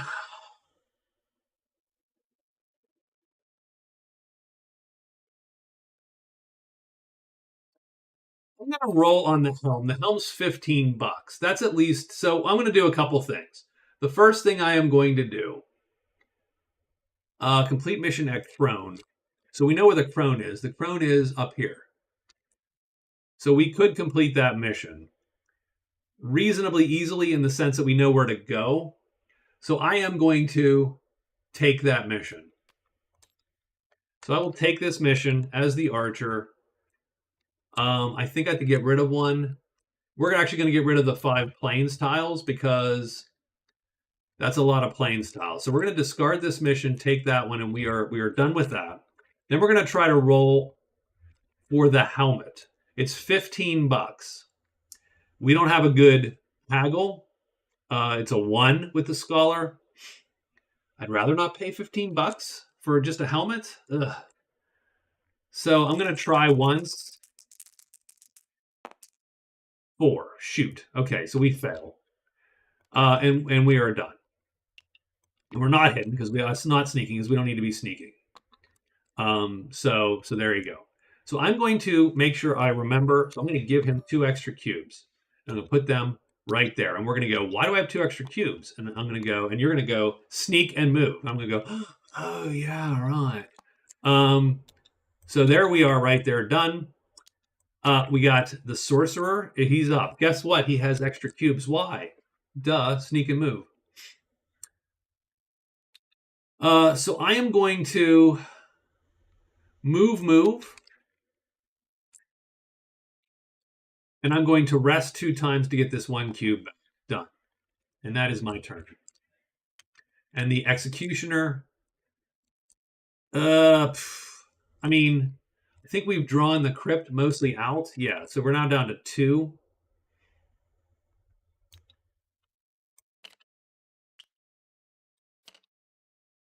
So I'm going to go 1, 2.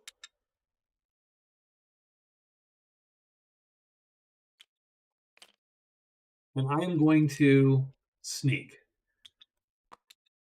And I don't have anything to do, unfortunately, with my last turn. I can't go in here because you can only have 3 if you go into a cave. And I do want to hit the altar. Because what I'm going to do is I'm going to sacrifice a treasure and a great treasure at the altar. And that's going to get him 3. And now he's on his way to winning, effectively.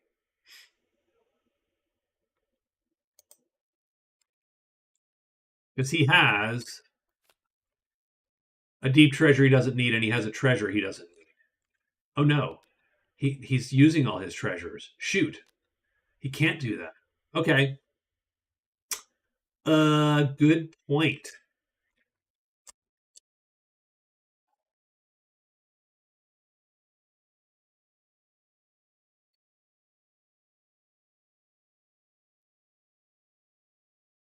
Good point. Yeah, like his treasures are the things that are the useful things. So he's not getting rid of these. These make the hammer the thing. I would not mind selling some crap and grabbing some gold because he's going to need gold to get a title.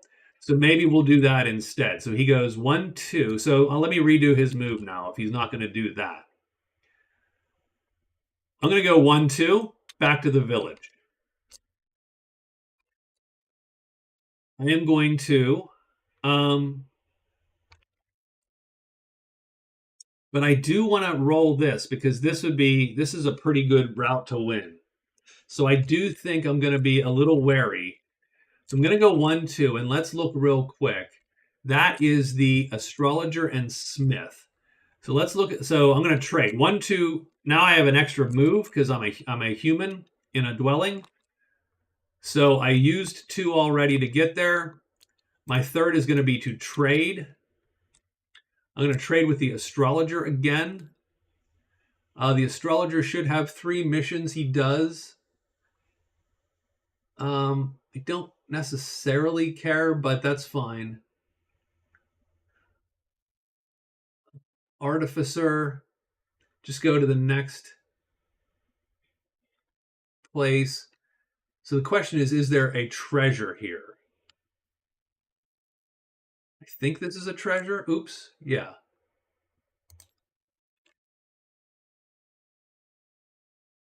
So that's fine. That's all fine and good.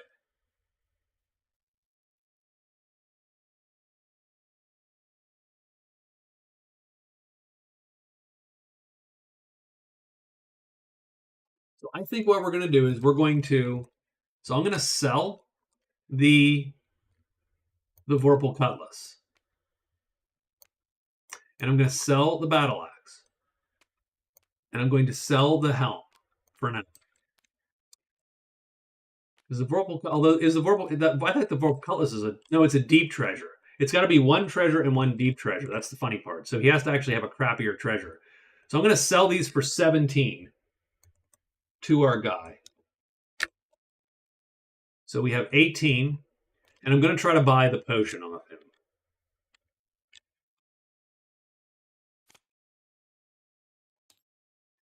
So I'm going to try to buy. Oh, it wasn't the right guy, was it? Did I just sell my stuff to the wrong dude? Yes, it's the astrologer. Son of a bitch. I put them in the scholars thing. God dang it. Okay. Boo. Vorpal Cutlass, Battle Axe, Helmet. Done. They go to the astrologer.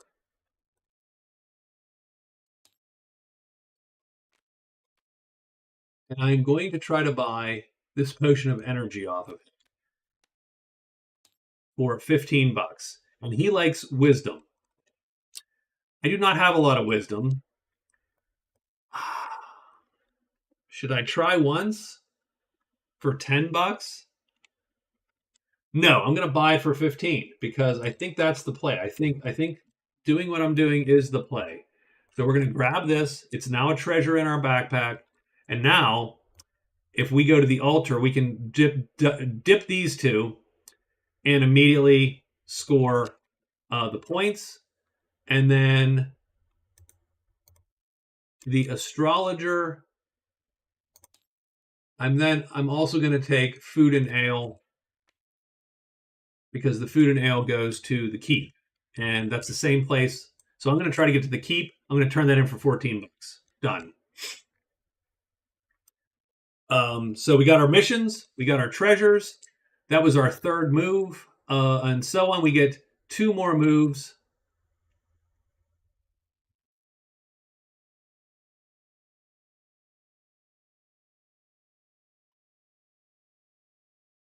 And we're just going to go back out to there and sneak. So a little bit of a convoluted move there, but I think I did the right thing for him. So okay, that was a long day 7, so I apologize. You guys are probably sleeping by now. You're like, oh god. Okay. We are in the mountains. So who's in the mountains? Pretty much just our guy. And our guy gets 3 juvenile dragons for crying out loud. Oh, God. Okay.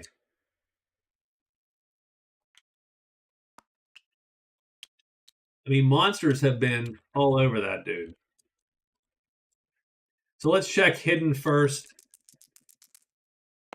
We are, I think we walk on by for the moment. We actually have everything we need as far as death. I think it would just behoove us to try to just get moving to the keep and to the altar. So for now, that's it for the day. So day 8, let's pull these off of everyone.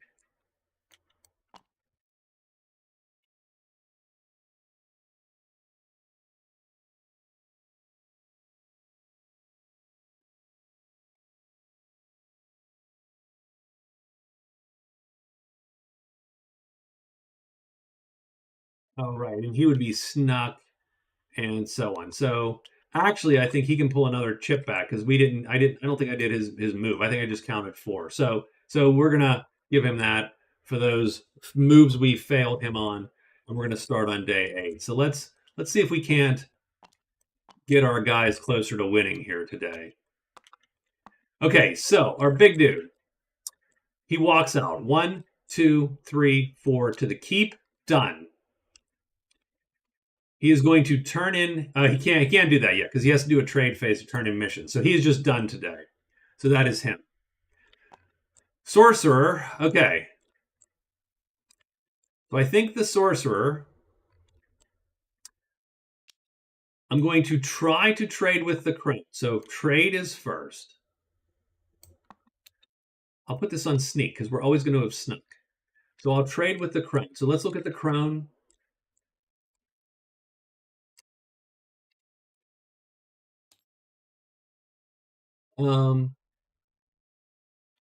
Yeah, AI would be rough. I obviously think you can, and you would largely use some kind of decision tree thing, I think, like they do generally for other strategy games like Civilization or something, right? It would be things like, so you would imperatively, I'll take two, I'm not going to gripe about it, because I'm not a genius on this either. I'm not an authority. So what I would do is you'd start with something like, do I need to heal? Am I in danger? Kind of, do I need to rest cubes? And you'd start with priorities, and that would be a priority. And you could swap that per character, kind of. So do we have anything? And we do have a spell book, which could be useful. Armor is not bad even for the sorcerer, if I'm to be quite honest. That is also good too, as it makes him just easier to manage. But having said that, do I actually think any of that matters to him? I don't think it does. I don't think it necessarily does. The spellbook might just give him some more options. So, and let's check her missions too.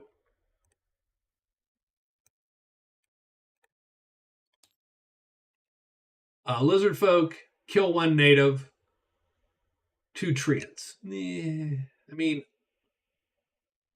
he's going to check the spell book because you can, right? So he gets to do this. So we're going to draw 3 spells.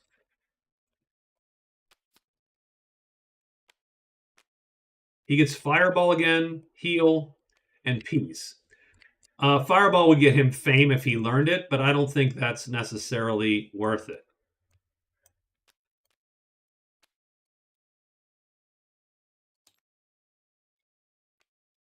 So I'm just going to put that back in there. Yeah, it's good for everybody. It's essentially free hit points, right? It's I don't die when I get hit with this thing. So it's not bad for him to buy. It doesn't bring him closer to winning at the moment.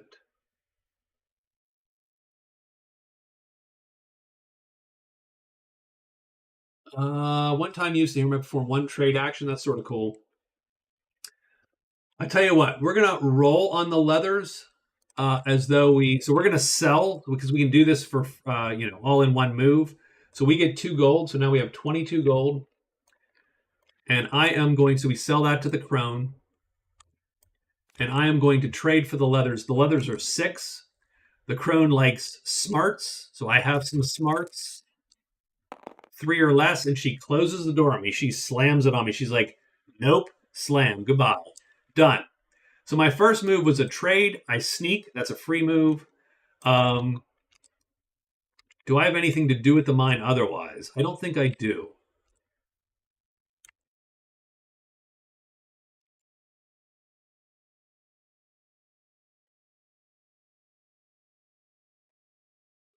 So we got the forest done. I want to get back to the altar, which sucks a little bit because it's a little bit of a haul now because we're blocked off by monsters. But that's fine. That's fine.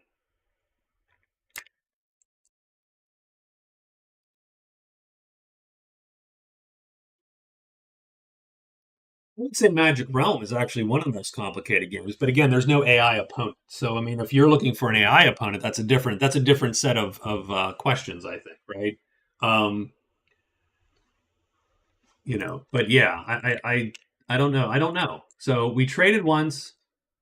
We are going to. I mean, we could walk back to the altar, but that doesn't sound like a good deal. What I'm going to do is I am going to Go 2, 3, 4 to there. It's called realm speak. And yes, you can, and it adjudicates the rules, but does not have an AI player. Like, you have to play the game right. It does enforce the rules, and so that is a site chit coming out. So there you go. So we have a site. Could be the horde. It is the hideout in 3, which is where we're at. So that is our 4th move.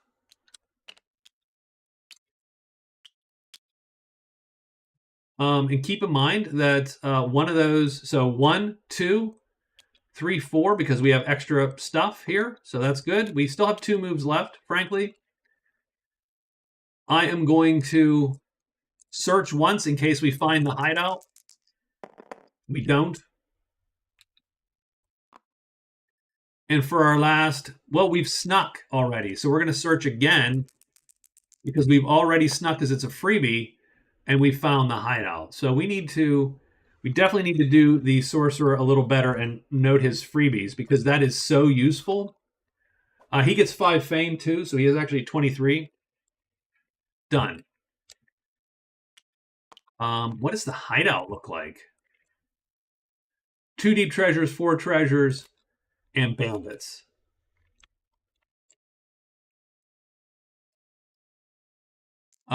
Okay, that's fine. That is perfectly fine. We are ready to roll there. Finally, the archer. So, okay. So let's look. Did we copy and accidentally, did we have, or is this, no, Warden 2, Warden 3, Bodyguard, Warden Leader, and the Consul. So this is who is here. So I'm just looking, because what I'm looking is, we have to assassinate the Consul. That is our quest. That's going to literally get us 3 in one fell swoop. So the archer will all of a sudden jump out to have the most spots on the board if he kills the Consul.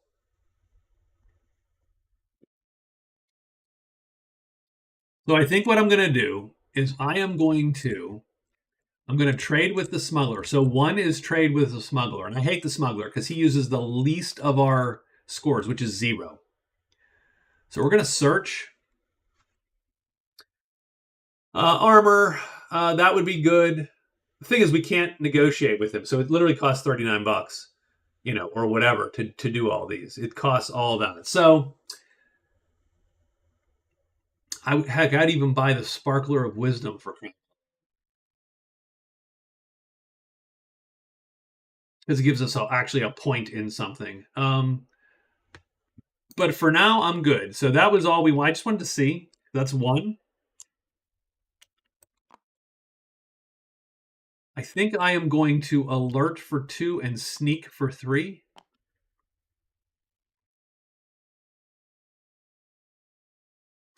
Now, I don't know. Can I actually hide and kill natives? Like, is that okay? Or is that not a thing you can do? Like, if there are natives on the board, actually, let me look at the PDF of the rules. So give me 1 second.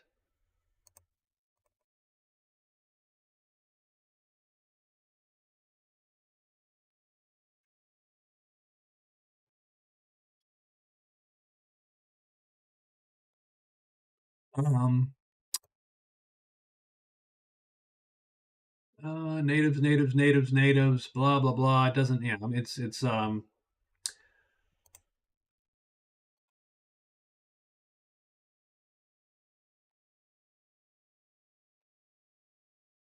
mean, I'm going to rule it that he does that he can do exactly. So he would have to roll the sneak, of course. You could use a random sale day for the shopkeepers. Yeah, no kidding.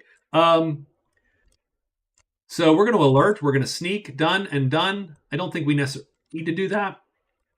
But oh, you know what? Actually, I'm going to do one. So, okay. So hold on. Let me rethink that. Wrong guy, first off. Let me rethink that. So we trade once. We are going to sneak. So that is 2. I'm going to explore for 3. Because I can. I'm going to try to explore into this one. I think it's almost impossible. But maybe it isn't. No. And I'm going to explore for 4 because I'm already snuck. I've already hit. I've already snuck. So we're going to try as best we can. Oh, there's my 2. There it is. There it is. And I think that, nope, it has, oh no, because it, yeah, womp womp. No, it has 2, no, it's 1 every other one. Wow, this is, he is making it harder for everybody else to complete their shit, though. So actually, that's sort of good. Because until you run out of those tiles are dead. Until you run out of tiles, then you reshuffle them. Okay, and that's it. And we are done. And so we are sneaking in here. We're going to roll our hide. In fact, let's roll our monsters for the day before we do anything else. Because he's going to try to ambush and kill the Consul. So mountains are going to draw. So let's take a look who's in the mountains. I don't think anyone is in the mountains. No. And let's take a look who has bones. I don't think anybody has bones either. I think he has stink. Done. Okay, so nothing appears. I'm going to roll a sneak chance for our archer. He is snuck.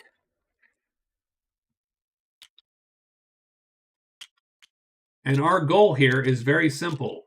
I want to kill the Consul, but we're going to take all these guys down to the board just in case, because they might go wrong for us here. So this is our fight.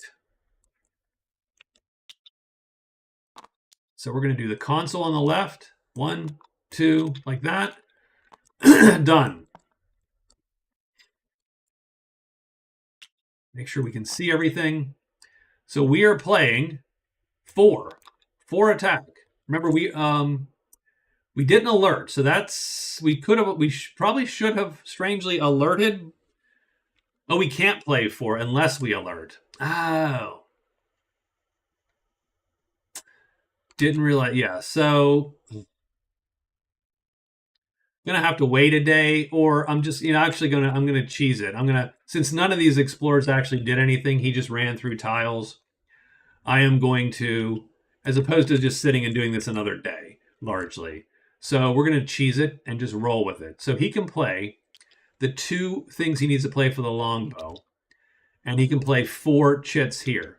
And that means the Consul's an auto hit from stealth, right? So he's going to kill the Consul, and then he's going to decide if he needs to run or not. So first off, who flips? We're going to roll 5 times. 1, 2, 3, 4, 5. Nobody's flipping today. We do a 4 attack that hits the Consul's 0. We now have to do 1 point of damage, but remember, we can re-roll because we are the archer. We can re-roll 1 die per attack. So first thing is I'm going to snap these like that. 2 + 2 - 2. Ugh. So -2 is the thing. We're re-rolling the -2, of course. We now get +2 damage. So we literally do 4 points of damage to this guy. 5 because he's unarmored, and we kill the Consul in 1 fell swoop. That warrants us an outlaw token. Done. We now have to go to the swamp to actually complete, but the swamps are reasonably close by. So are we still hidden or not? We are. So, I mean, though it doesn't behoove us to kill anybody else, and I don't think the natives behave in Magic Realm where now they're going to jump me and attack me forever. So it's a little goofy, right? I don't think I need to kill these guys, so I'm going to leave them alone. Although, you know what? Nope, I'm not going to leave them alone. I'll tell you why. Because they have fame, and I could use the fame. So, let's figure out who is famey. That guy. So we're going to attack with 3. And I think this is enough. Because we're going to hit him with 2. -1, 3 damage, right? The sword's there. -1 because of his armor, so we'll do 2 damage, and we'll auto-hit him like this. Done. But we should always overstrength if we can, because the bow might reduce damage. So, does anyone flip? We roll these 2 dice twice. We got 1 flip. That's the first guy flips. And then the last guy flips. So our attack goes first. No one else is attacking because no one's actually aware. It hits the bodyguard for 4 whole points of damage, reduced to 3 points of damage because of armor. Now we roll the dice. We get a -2 and 0. We don't want that. So we're going to do this, and we get 0. So that is 1, 2, 3 damage against 2. Done. He is killed. Are we hit? No, we are now unhidden. We also get another outlaw token, which sucks. We can no longer haggle real well because we get a -2 haggling score now anytime we do. So just keep that in mind that we have those things. And so now we're facing down 3 of these guys. And what we're going to do is we're going to play 1, 2, 3 in the bottom. And we're going to run.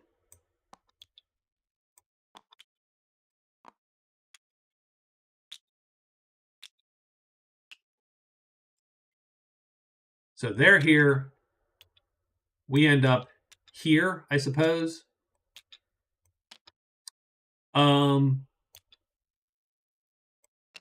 Although I think we stayed there, so I think we actually can run either direction. So I would like to go, there effectively.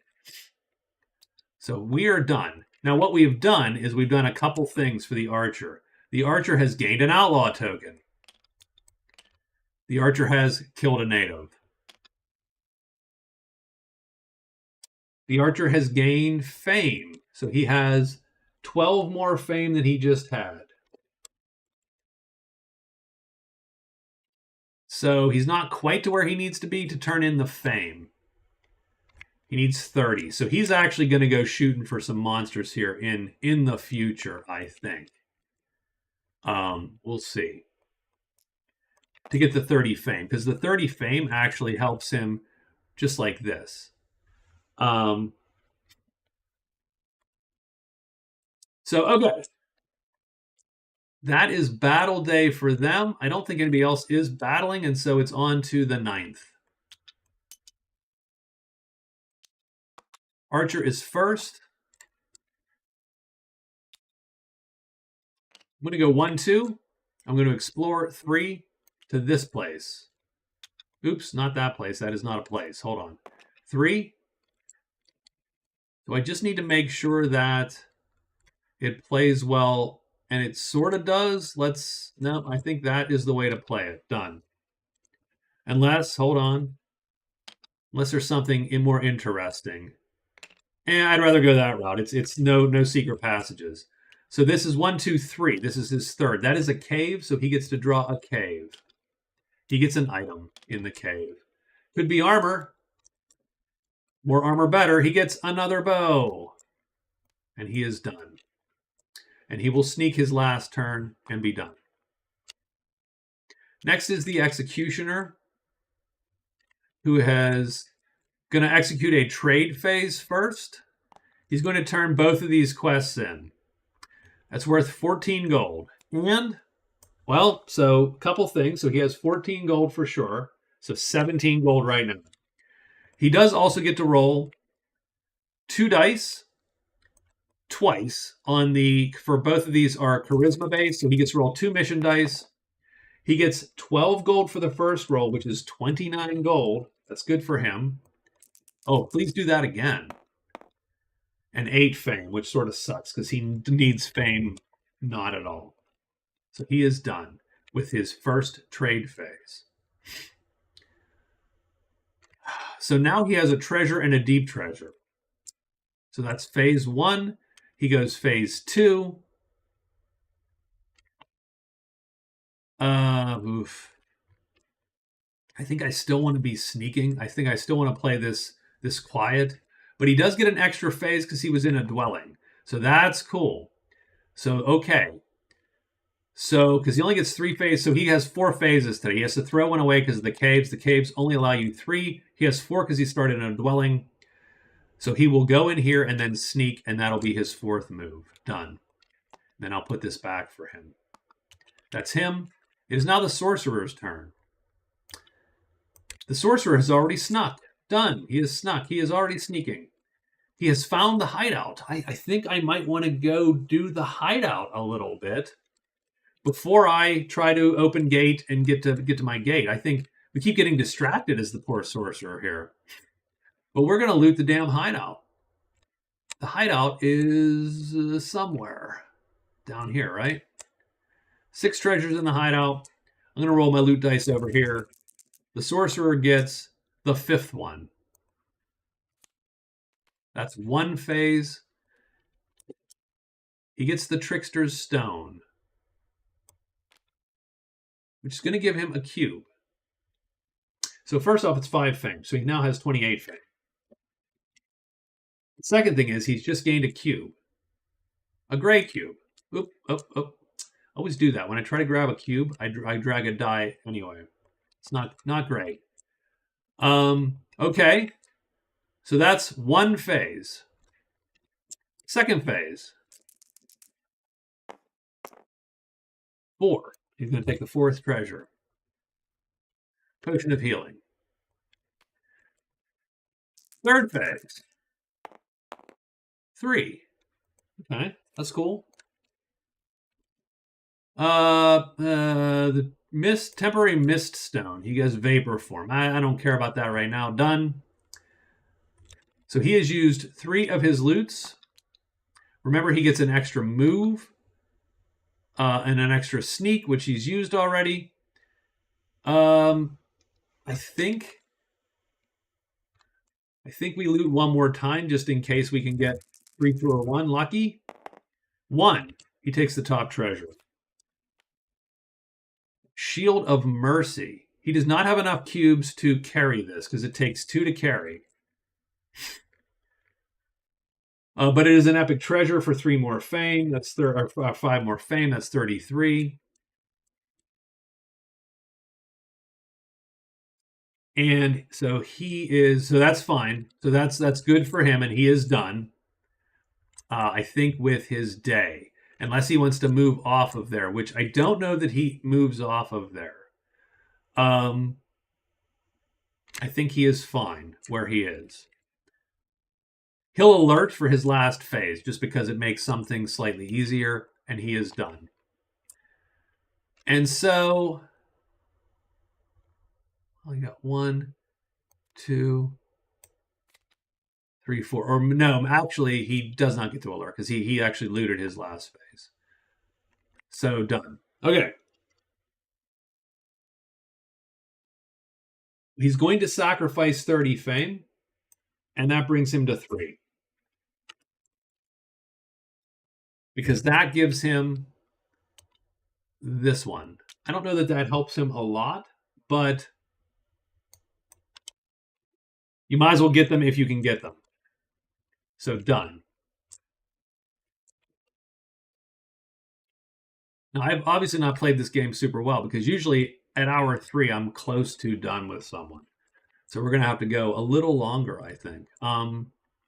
So he's done with that. He has a lot of stuff that he can now sell. And he's also gained a cube, so I need to make sure I mark that one down too, which I did.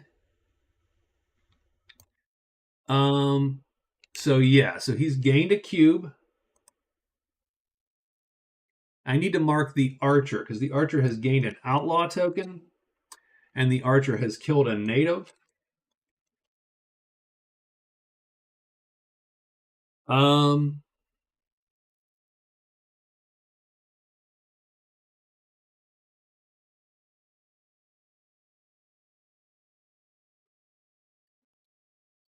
Okay. So I don't think, I mean, we're not doing too bad. We're just not lining them up well. I think that's the big issue. We haven't really lined anything up real well. So, okay. And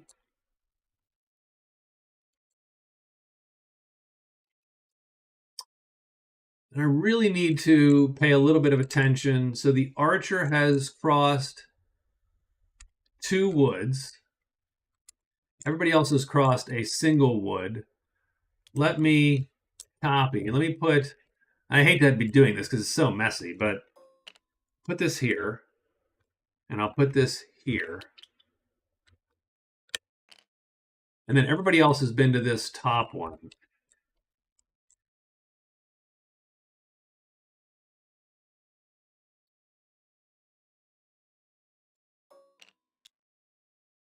Oops. Oh, geez. Okay.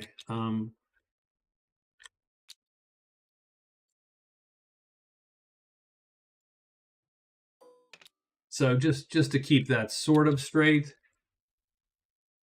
everybody's been here.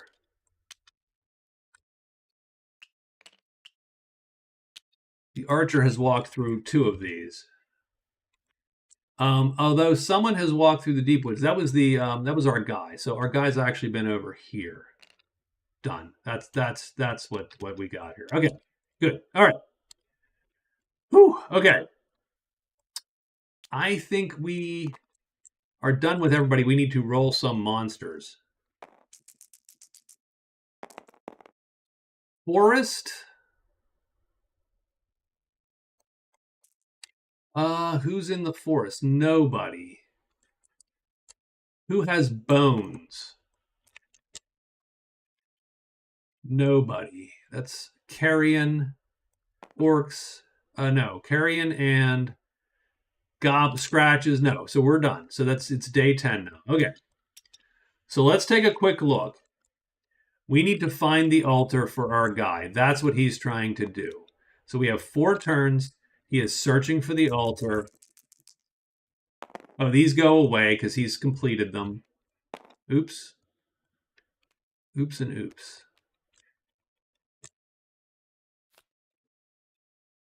So let me roll search.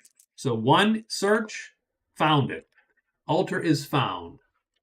Because he wasn't the first to discover it, he doesn't get the points, the fame, but he doesn't need the fame. He's good. But he's found the altar. And now he's going to turn this in. Sacrifice a treasure and a deep treasure at the altar, crypt, shrine, or monolith, which he could have done anywhere, but he's right here. So he's going to take these and burn them.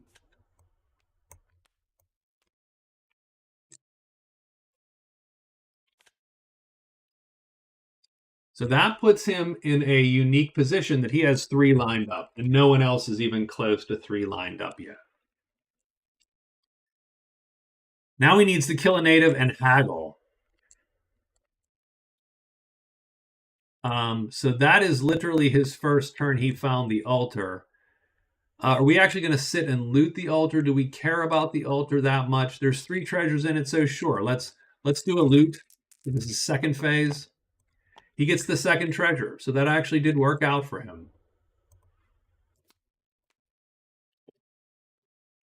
The Band of Sagacity. So he gets 5 more fame.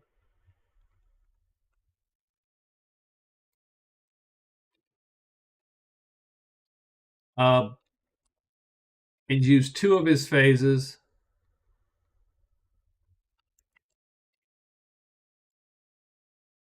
He has to kill a native and haggle. Oh, I mean, he can kill natives all day. That probably isn't his issue. The issue is the haggling is going to be rough. He needs to haggle an item from base price all the way down. So he needs to haggle 2 times and then a 3rd time. I call that the last word. So he literally gets the last word, right? He haggles a thing all the way down to so he needs to roll extremely well. This is a bad line for him, technically. If I knew I was going down this road, this would have been my free space. So okay.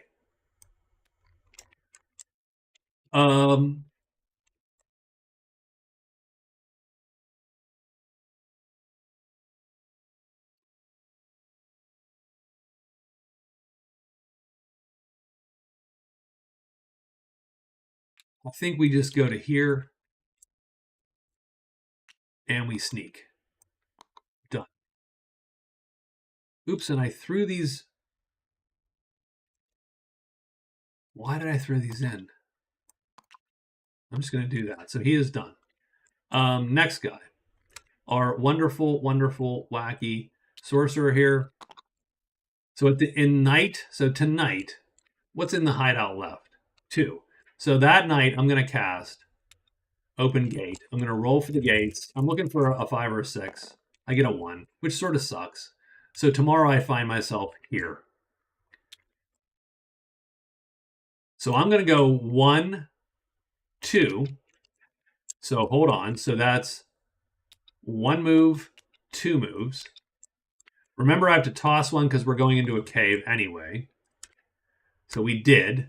We're already sneaking because that's a freebie also.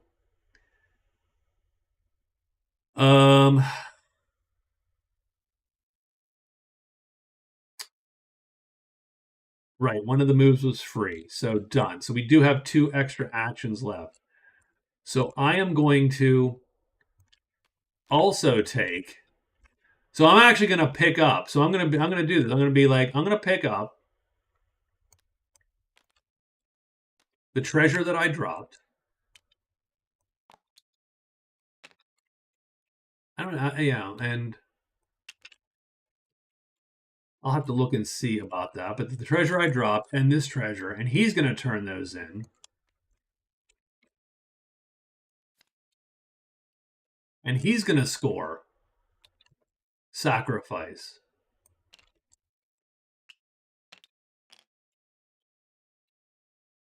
So again, he's not in as good a shape as the executioner.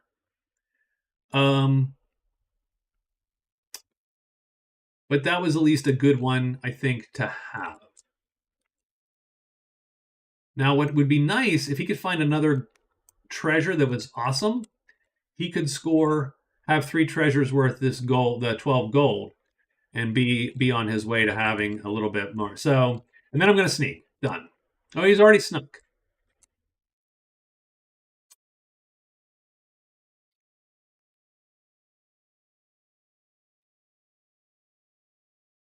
I mean, honestly, I think if we have a choice, we don't have to worry about this quite yet because the thing's gone.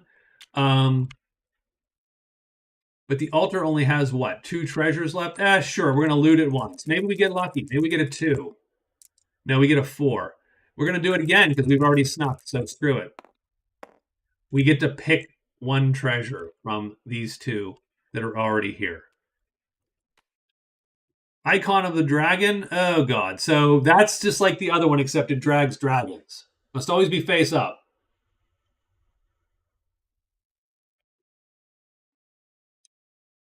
And an enchanted treasure appears. So what that means is that this flips, which sucks a little bit because it just makes things more harder to move, but that's fine. But we do draw another treasure to replace it, and it's the symbol of knowledge. And then we discard this one, and there's gray magic in every clearing there. So we're going to pull gray.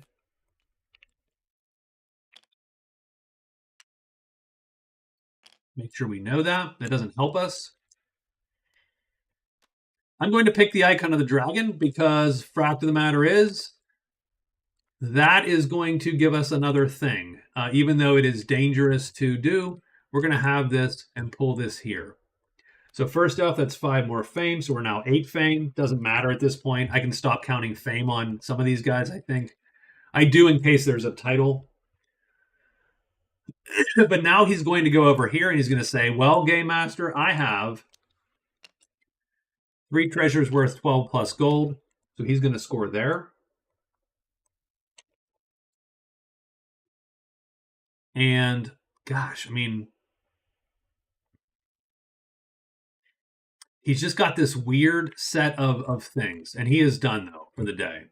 And now it is the archer's turn. So I think the archer, he's killed his guy. He needs to get to a swamp tile to turn his thing in. So he is going to go 1, 2, 3. First thing is first. He actually goes and draws the first plains tile. Oh, and I know what we should do. Well, it doesn't matter. So, okay. So we got the first plains tile in the game that's been touched. So I'll put his marker there. And I'll put his marker here because plains tiles is actually a thing. We'll put it on the bottom.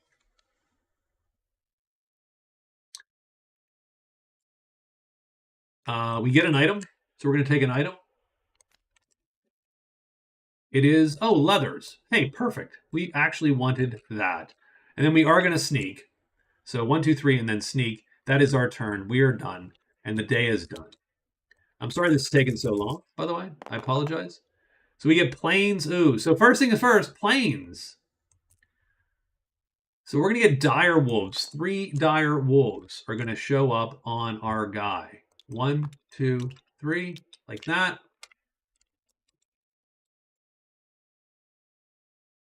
And so right there, we got dire wolves. Is anyone else in plains? I do not think so. But is anyone else near a site? We are. So guess what? The site draws.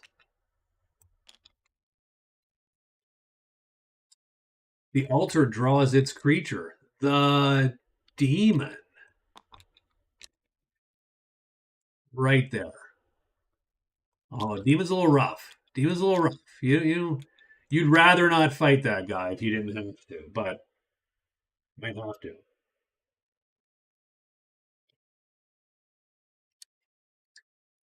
Giants. You should see them in. I mean, if we look at these, all the tiles have a thing that appears, right? For sure. So you'd be looking for something with the giants, but we just haven't seen them. We haven't seen those tiles. You see wolves, giant serpents, I think mountains, but juvenile dragons. A lot of freaking dragons in there. I have not seen giants. You're right. I've not seen ogres. We still have 7 tiles in the bag. Ogres are here for smell. They could appear here, which would be, that would be this one, right? Kill ogre, giant, troll. So we do have the demon. I don't think anything else appears. I think we're actually good to go. So first off, we need to roll a couple things. Let's do the archer first. Is the archer hidden or not? He is. Does he want to kill these things or not? Remember, he is going for fame. The bad thing is these guys do not, he cannot run from them. So as soon as you can't run, I get a little bit dicey about just charging into a fight. I don't think wolves are a thing.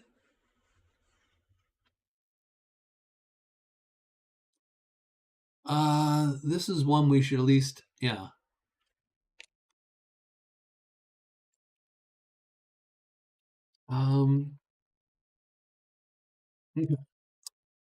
I think we're going to pass on this fight.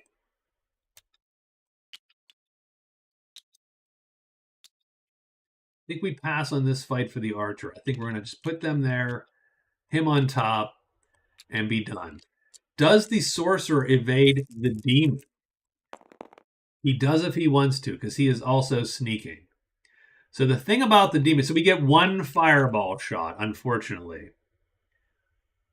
We have to max out damage, or at least get a 0 damage. We can hit it. We can hit the hell out of him.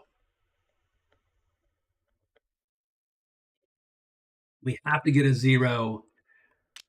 But if he casts Fiery Chasm and we're unhidden, we are dead. We are just insta-killed, effectively, I think.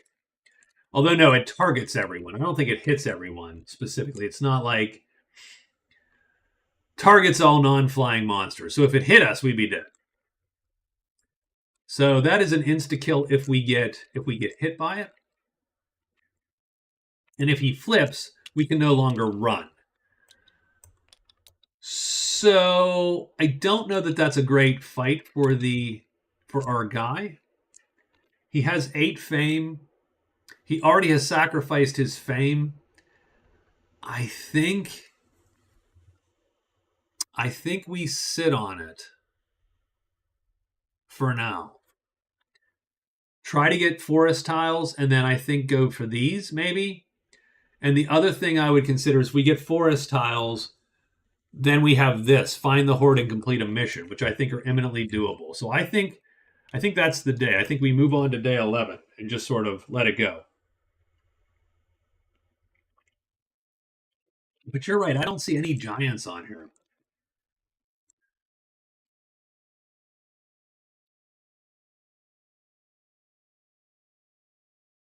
Hags, serpents, ogres.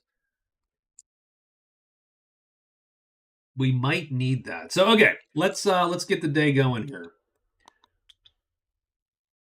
I mean, it is when you find them. So we got 2 people have 2 of them. We have 2 people have 2 sites. So I think that is true. I think the sorcerer could do find 3 sites. I don't know that it helps the sorcerer right now, unless he ends up across the bottom, right? Unless he ends up doing that. He can do this haggle thing. So I think it just depends on what's what. Let's get the archer going here. So the archer's trying to get back to the swamp. So the archer goes 1, 2. Oh. And gosh, I hate to be just out and about.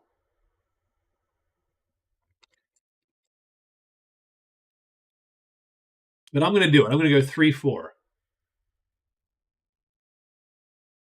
No, yeah, you have to actually find the thing, right? One of these chips, which we have people have found 2 of them, just not 3.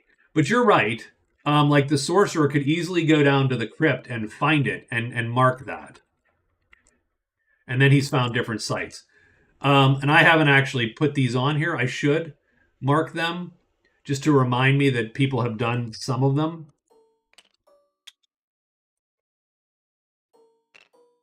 Like that. So I'm going to go in for real. I'm doing it. And then we're going to draw this guy. It's a site. Okay, well, that's good. And, you know, that's a thing. It's the chamber in 1. That's a little worse just because I hate to be naked on one of these because you never know what happens. But the chamber's in 1 with us. That's good for the archer in one way, bad in another. We are, don't put their thing back in. We might need those, but we didn't sneak. So we need to make sure we know we didn't sneak. Done. Next is the executioner. So I think the executioner, that first column is going to be super hard. But maybe we try it. What is his alternative, real quick? Like, does he have an alternative to victory? Treants are on the board, so going and killing a treant, entering 3 forest tiles, and then owning a treasure, which is golden mithril. But that's super luck. That's super lucky. That's one where you do it when you you either you make a free. That's what he made his free one, or you do it when you do it. This is a hard diagonal for him. Killing treants is easy. This one would be the one that would be hard.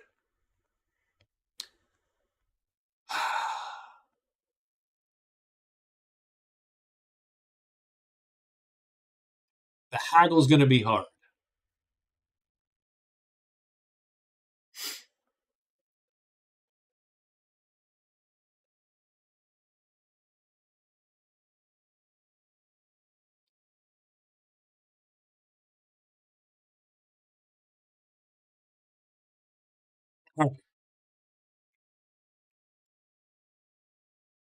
Who's in the keep?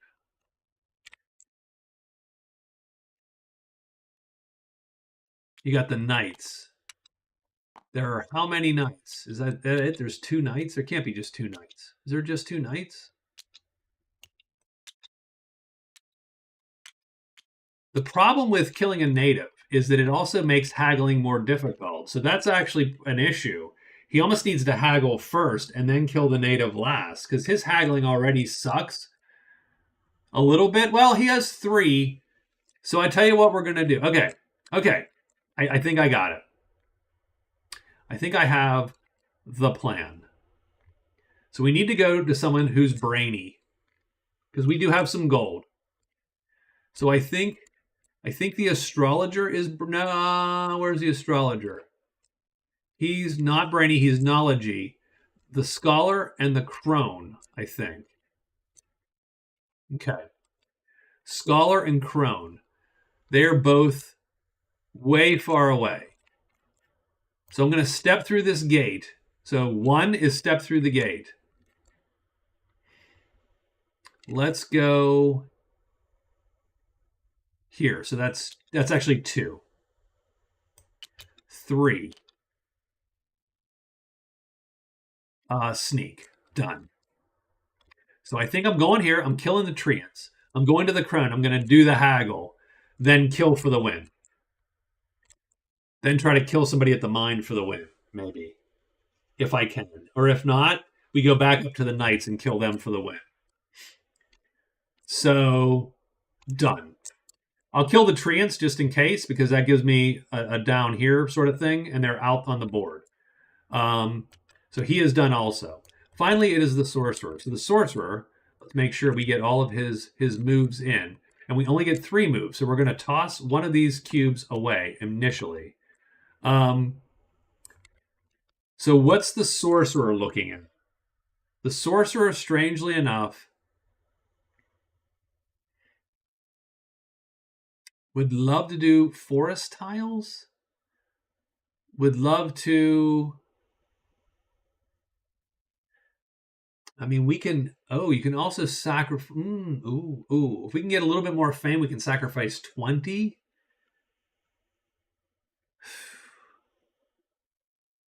Step through a gate. I think all of our guys have stepped through a gate by now, so I didn't mark that. I should have remembered. So that's my fault. Sorry again. So let's do step through a gate is done and done and done. I don't know that that changes the calculus much, but changes it a little bit.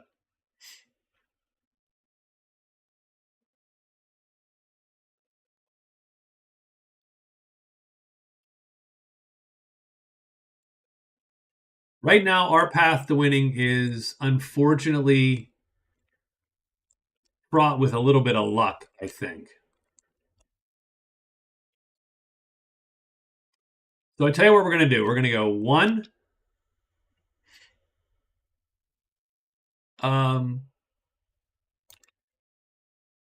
2, 3. We're going to step to that gate. So 1, 2, 3, step through the gate. We are also going to move here with our guy. We've already snuck. We are done. So I think that is the day today. Swamps are going to draw. Slashies are going to draw. Swamp is going to draw 2 giant serpents. With both of our dudes. Fun. Okay, so we got that going. Does anybody have slashes on their plate? These guys do not. The archer does not.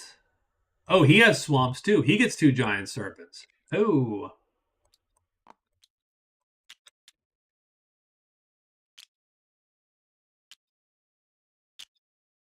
The first thing is first. Is the sorcerer hidden? Yes. Is the executioner hidden? No. No one has to fight.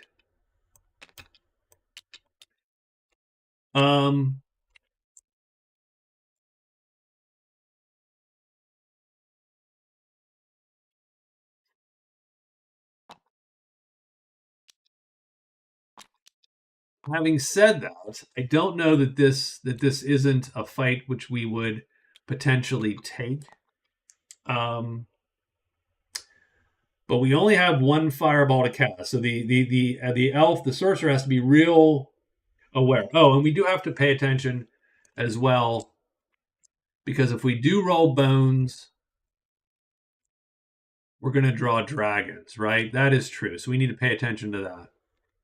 Bones or mountains, we draw dragons from, I think, surrounding hexes. Is that true or not? No, it's okay, got it. It's mountains or juvenile, bones or adult. So we need to pay attention to that because we're carrying this darn thing.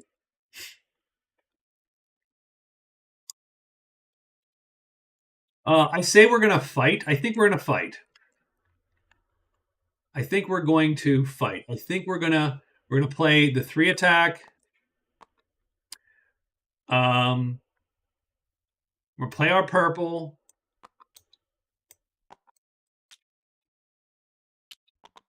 right? Like this, sort of. We'll hit them for sure. Does he want to jump in? Sure. He's also hidden. There's no reason not to play and just dink with these guys and go 1, 2, 3. Is a serpent a thing on the board? There actually is, strangely enough. The elf sorcerer doesn't get any, but he's looking for a little bit more fame, potentially, to get this 20 fame, just in case. He's looking for a little bit of luck in his draws here. So he's casting Fireball. He's casting Affliction at a time 3. No one is unhidden at the moment, so we'll see what happens. First thing is first. 2. No one flips. Whose thing goes first? Fireball is 42. Affliction is 48. So Affliction goes first. Affliction is going to hit this guy and wound him. Done. Fireball goes off next. It's going to hit both of them. We need to roll some damage. It does 2 and 1. 2 plus. Oh, it does a sharpness star, which does nothing to this guy because the sharpness star goes away. We rolled a -2. We need to not roll a -2. We rolled a frickin' -2. So we do no damage to either of them with the Fireball, and our Fireball power is burnt. Stinks a little bit. So, okay. Is the Executioner unhidden? Yes. Is the Elf unhidden? No. The Elf could sit if he wanted to. 100% just sit here. He might not, though. He might not.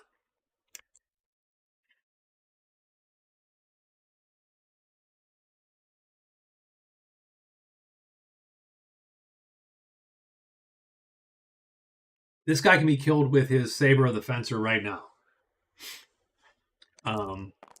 But he has to declare whether he's going to charge out or not.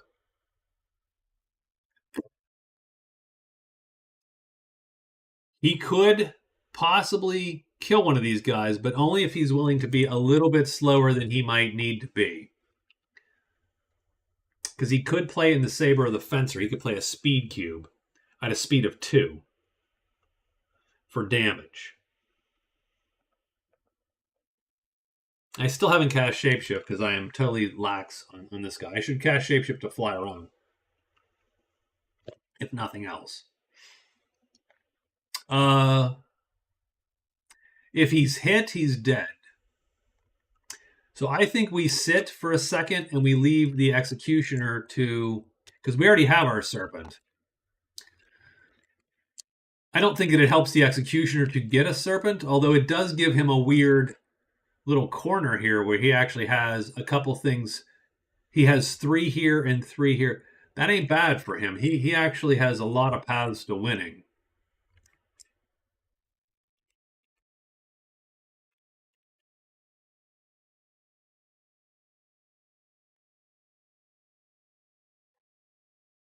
But again, we're unarmored, so I'm not a big fan of our chances. Strangely enough, they don't attack super fast unless they flip to 2. That's hard on our elf, actually. So let's just wait it out. On the other hand, this guy is like, "Yep, let's do this." Okay, so what he's going to do is he's going to play. Now he has to unfortunately play 3 cubes. 1, 2, 3. That means he can only play 2 cubes here because he only played 5 cubes total. But he does get a 3rd cube anyway because of these gloves. So he is a 3 attack, 3 defense, 4 damage character all the time, no matter what happens. So he's attacking the guy on the left. Do any of them flip? One of them flips. Done. Does he hit this first guy that he's aiming at? Yes, he does, and he does 4 damage and kills it. Does the guy come back and hit him? Well, he has to roll, and he's less than R3, so he needs to roll double hits. He does. So he pounds our guy, doing 2-star damage. We will take that on the breastplate. It reduces a sharpness by 1. That's 2 damage. That makes the breastplate effectively wounded. So it's damaged. Done.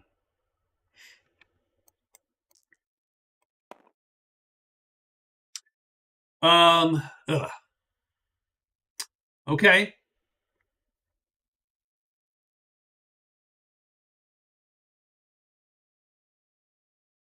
And now I think he's just going to outright kill it because he's going to go faster and kill it. So that's, yeah, he's just going to have a 3 no matter what happens. The guy done. So he does that. We get 20 more fame. By the way, we're just going to turn that fame in because we can turn it in for this one. I don't know where it is. It's up here, just in case this becomes a thing. So we get the top line too. So we've got lots of, I mean, he's just motoring, but just not quite. We're not quite sealing the deal yet, I don't think. He does also, though, get Kill Treant and Serpent.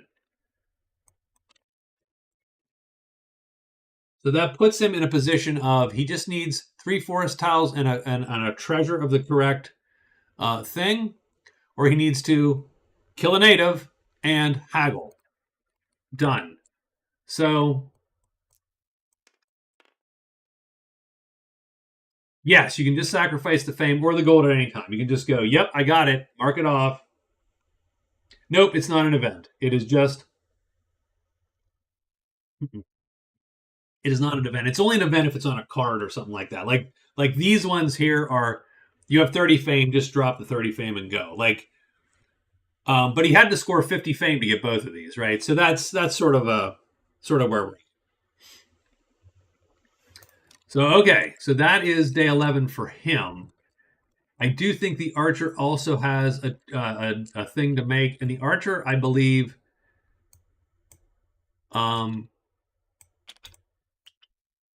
so the archer, is he hidden? Let's take a quick look. Yes. Even though he did not sneak, he was hidden because sneaking just makes this better. So he is hidden right now. I think he's going to go for it because I think he can hit these guys. He can use his longbow. 3 like that. He only gets 2 of here, unfortunately, because. So he's going to go for this guy here. Do they flip or not? He's, I think, hoping they do because I think they get slower. They don't flip. So he has to roll equals to hit that first guy.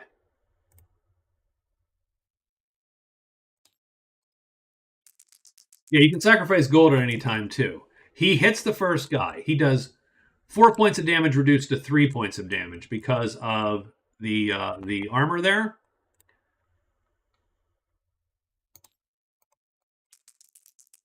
On, get a 0 is good enough. That kills the first serpent. Is he unhidden? He is not unhidden. He's going to do it again. Same thing. He does need to first see if he flips. He doesn't flip. He needs to roll at least equal symbols. He does not, so he misses. Is he hidden? He is still hidden. All right. Same deal. Does he flip? No. Shoot. Is he hit? No. That's a stalemate because if you go 2 rounds and nothing happens, you effectively stalemate the combat. So the serpent lives, we live. We do get 10 fame. So the archer gets 22 fame. Like that. The archer scores some spots here, though. Everyone has killed a treant or a serpent, which is sort of cool. And I will say the archer has sort of a weird off way to win here. If the archer could find the catacombs and make some gold, bam, he wins. So I'm going to consider that. I am also going to probably ditch the 20 fame because I can. And I think that is slightly more valuable than doing the 30 fame for us.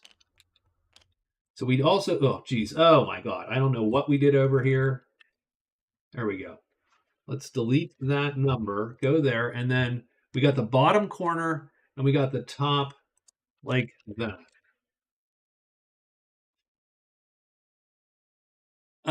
I do love this. It is complicated, but I do love it. I love the sort of weaseling of, how can we win? What's our path to victory, right? So that is the day. We're on day 12. Let's unsneak the characters that are unsnuck.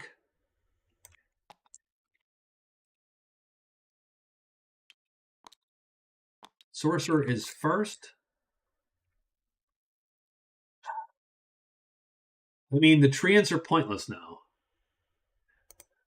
So here's why. So I put that and I said you have to at least have your starting gold though for that to count. If you sacrifice 40 gold and have 0 gold at the end, that doesn't count until you work your way back up to your starting gold total, so that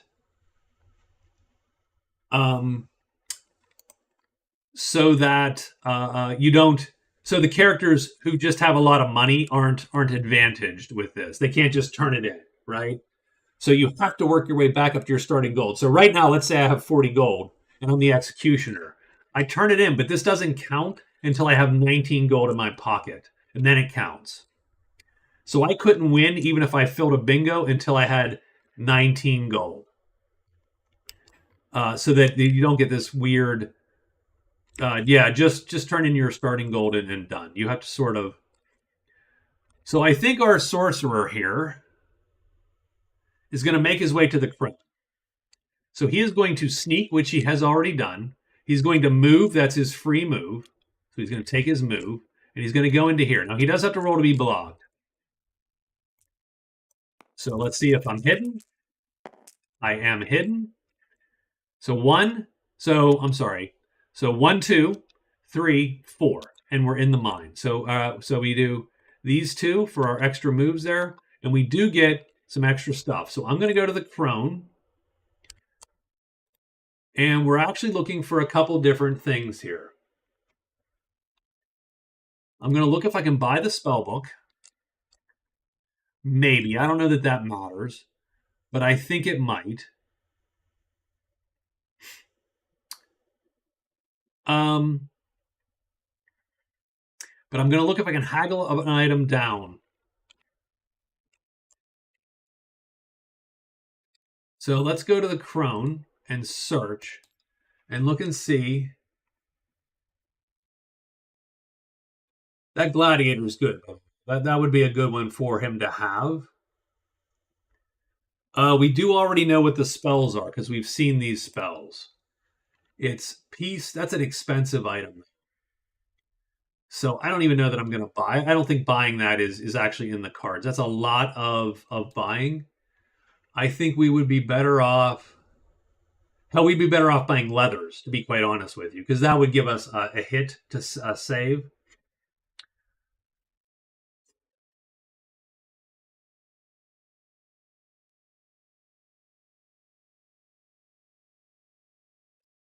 Which money do we have as the, we have 22. So we're going to go to the crone and we're going to bid on the leathers for 18 bucks.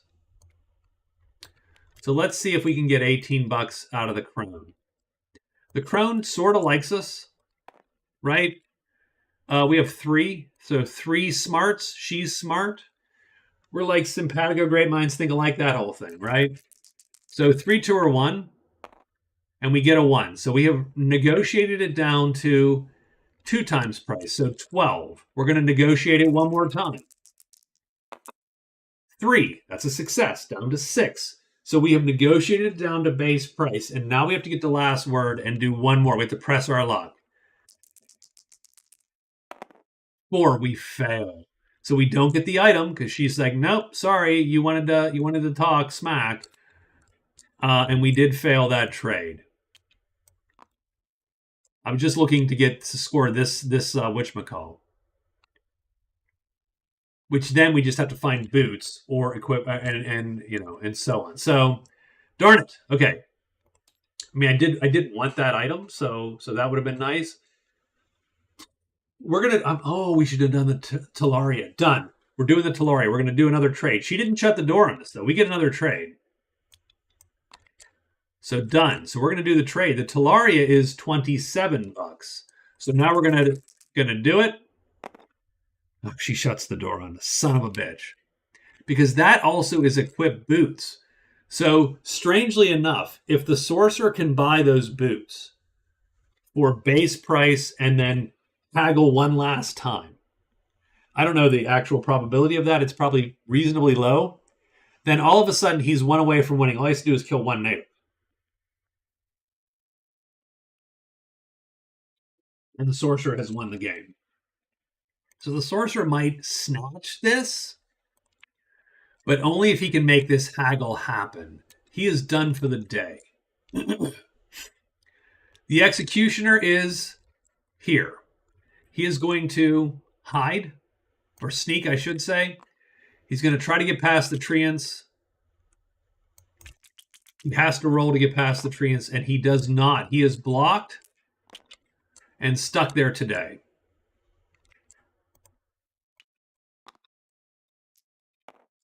That's the end of his day. The archer gets to go. So let's take a quick look at the archer.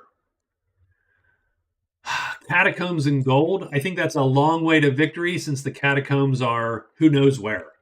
But having said that, could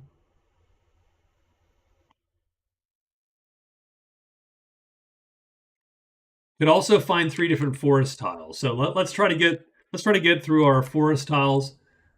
So the first thing is I am going to so I do get to so let's keep in mind that I did do this one. So let's at least give him this. At the outpost, kill the consul, complete this mission at any of the Sinister Swamps map tile. Draw an outlaw tile. So we have 3 outlaw tokens. We can't negotiate for shit. We do get to turn this in. Unfortunately, it's not worth any legend points. It is worth 20 fame. So maybe that matters if we can score the rest of the fame. We did complete a mission, so let's score complete a mission. So that's bottom row.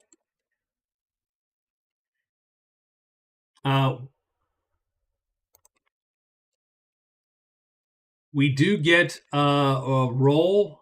We get 1 roll on the extra dice here. We're hoping for gold, frankly. We get 8 gold. That's good. So that's 34 gold that we have. And so we've completed this mission, and we can discard this mission. The 3 outlaw tokens suck, but whatever. I mean, it just means we're not haggling really well. So done. So we probably can't complete this bottom row, frankly. That's fine. I think we start looking hard for the catacombs. So what I'm going to do is I'm going to go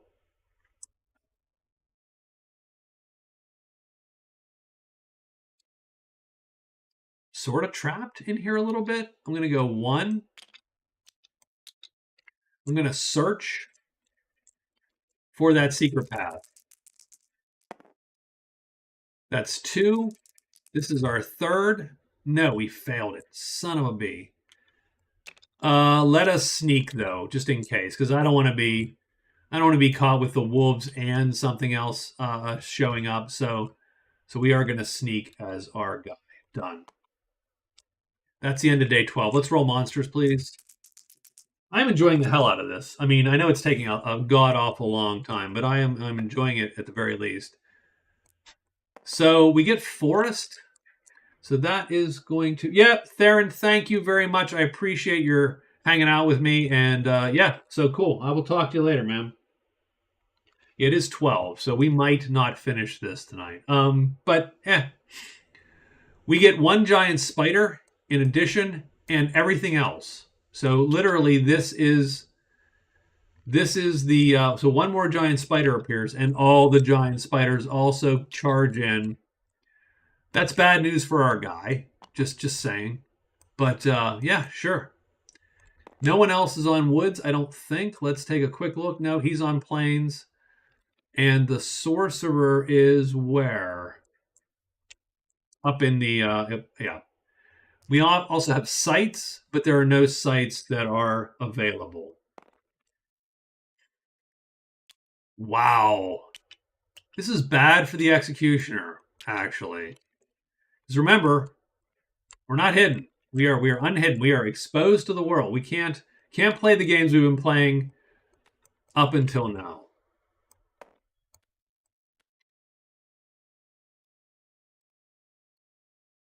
We can't run because we're only a 3. We need to take out some of these spiders. That's what we're going to start with. So the spider is the spiders. Killing the spiders will allow us to run. If the spiders flip, they will also help us run. Okay, well, yeesh. This got bad quick for our boy here. So who flips? Not the first two. The fourth guy flips. The last two both flip. Done. Okay. So here's how we've played. We are the fastest attack. We actually don't hit him automatically because we only have a 3 attack speed.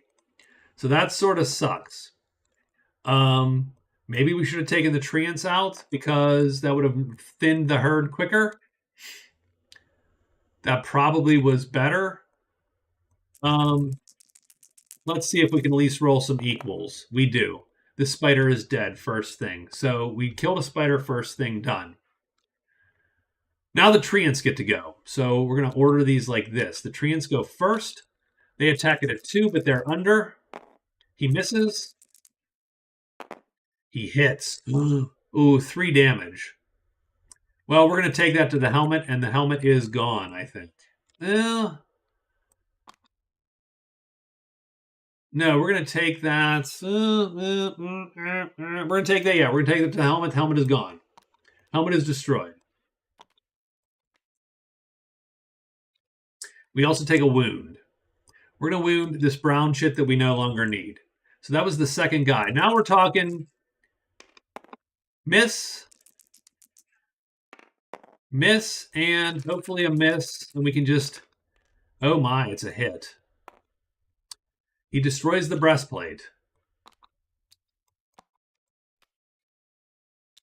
Now we're in trouble. Hell, now it barely matters who we attack.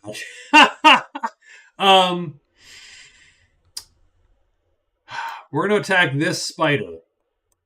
The reason being, if we kill him and no one else flips, we can get out next round, and we sort of have to. So we're playing the same way. Who flips? Second guy. Third and fourth, don't flip.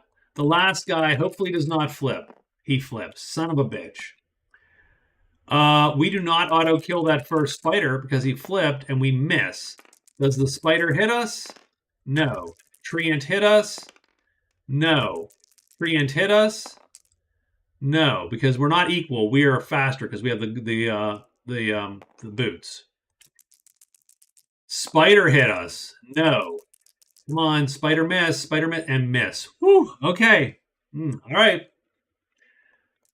That's a lot of killing going on. We're trying to kill these spiders. Keeping up with these spiders is a loser game, actually. I'm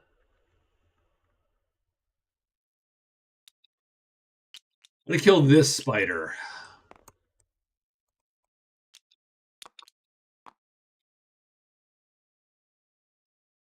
Do they flip? First 2. No. First 2 do not flip. Second 2. Do not flip. Third guy, leftmost die counts. He does flip. Okay. We're going to kill this spider because we have a 3 attack. We're doing a ton of damage. Done. Spider is dead. Now these guys get to attack back. Does the treant hit us and end this? No. Does the treant hit us and end this? No. Does the spider hit us? No. Does the spider hit us? No. All misses. Sheesh. Okay. Spider. Gonna kill that spider. That's what we're hoping for. No, you know what? I hate to say it. We're waiting for these spiders to flip. We're killing these treants. Done. First two flip. Second guy flips. Second two flip. We're hoping for the last guy to flip. He does flip. Done. Okay, this is good. This is good for us. If we survive this round, we have survived. This guy dies. Does the treant hit us? No. Oh, does the spider hit us? No. Does the last spider hit us? Please no. Please no. No. Miss. Miss, miss, miss. Done, done, and done. I am running with my 3 boots here. So we're going to run from these guys. We're running from these dudes. Where are we? We are here. So we have to go back and done. Now, mind you, we have traversed a woods tile. So I don't know. So forest tiles.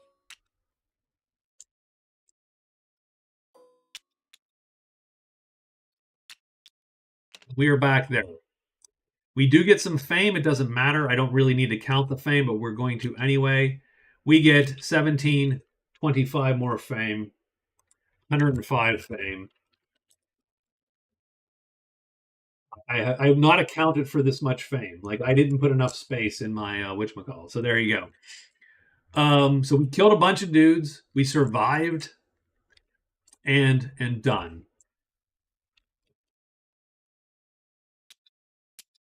All right, let's get day 13 up.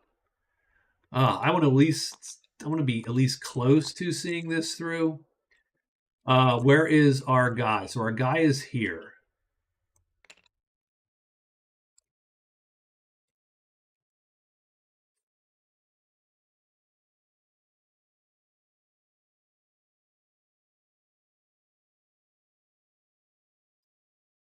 Our guy is looking for gold in the catacombs. Okay, I can live with that, right? It's a little bit dicey, but I can live with it. I'm searching for this path for done.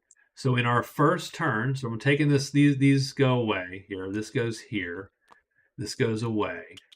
So for our first turn, we find the secret path.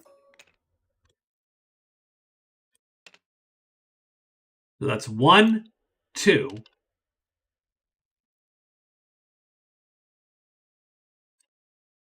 We're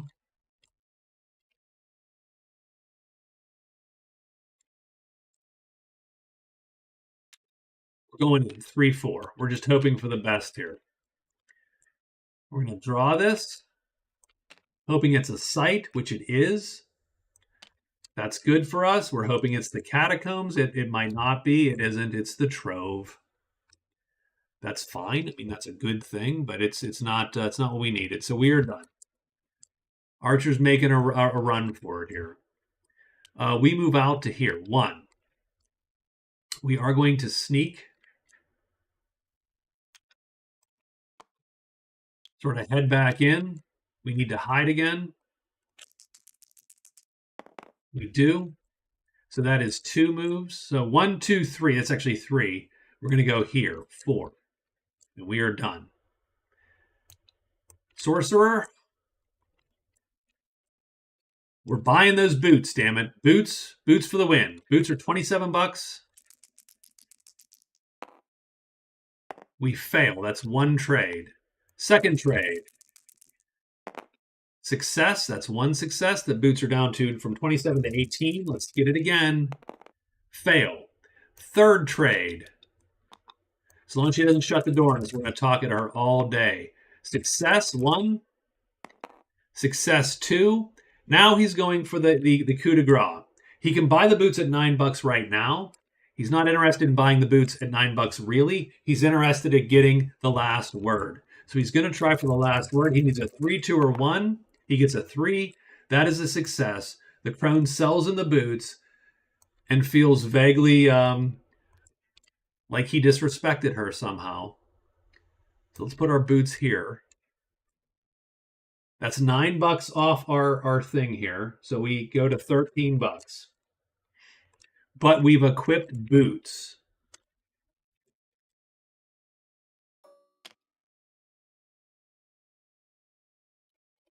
We've also haggled. Oop, come on. Okay, what the hell was that? Okay, we've also haggled an item.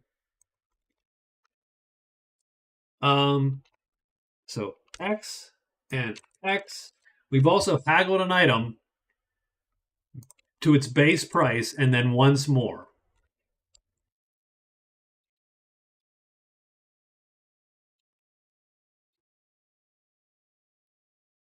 Now I'll be honest, we're actually looking at who's in the damn mine. That's the village. We need to look for the mine.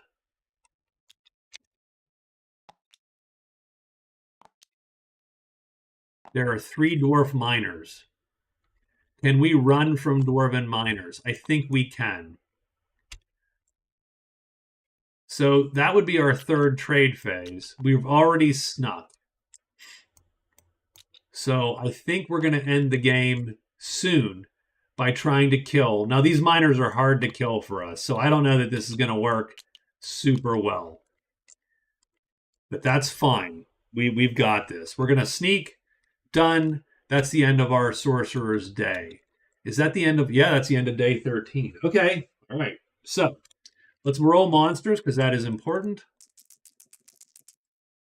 And we're looking for forests, which I don't think our guys are in. We're in mountains. And we're looking for, adult dragons appear. 2 of them appear on our archer.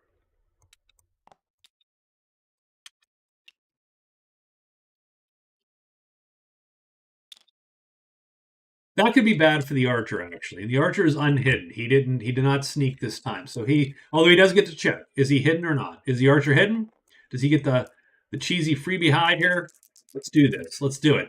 No, he totally is he is exposed. He is blocked. He's going to be attacked, maybe killed. What I'm going to do for the elf is... So the elf theoretically is snuck. He's going to try to nuke these guys, and he's going to nuke only one of them. Because they have 3 and armor. It doesn't really matter which, but we're going to go for the leader for giggles. We're going to use Fireball on the leader. Oh, we can't do that tonight. Done. I understand. Okay, that's fine. That gives us another day. So, now we got a problem for the archer. Wonderful. Okay, archer's up. So we got 2 dragons. We do have an issue, of course. They're going to need... We only have 5 cubes to play. And they're going to need a little bit of coercing to die here. They can do up to 2, so I should probably at least put 2 here. And the problem is I'm going to need to put 2 here at least. Well, no. Yeah, I need to put 2 there. So...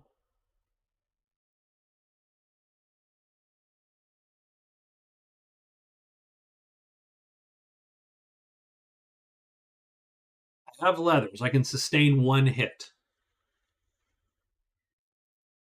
So what I'm going to do is this. I'm going to go 1. Haha. I'm going to totally... even 3 doesn't guarantee a hit, though.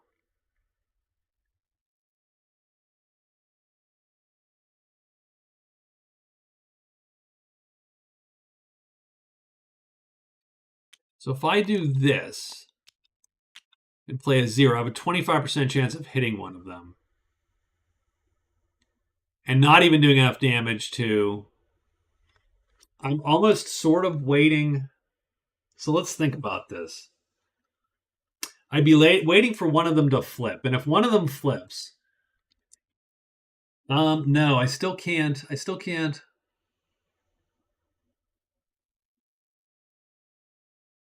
Okay, I'm going to play like this. We're playing 0 attacks. We're playing 3 defense to avoid being hit. Since our hit chance is going to suck anyway, let's just go with this. If they flip, we'll reconsider. We're just going to go for a crappy chance. Good luck. Okay. Let's roll it. Come on, we got this. No one flips. All right, so be it. Yep, nobody's going to flip. Our attack is last. We are actually the slowest guy on the board. Does the first dragon hit us? They need double hits. Nope. Does the second dragon hit us? They need double hits. I don't like that. No, they miss. Good. Do we hit? So we actually need double hits on our leftmost guy. We got this. We're going to... Nope, we miss entirely. So done. Ugh, I don't like this at all.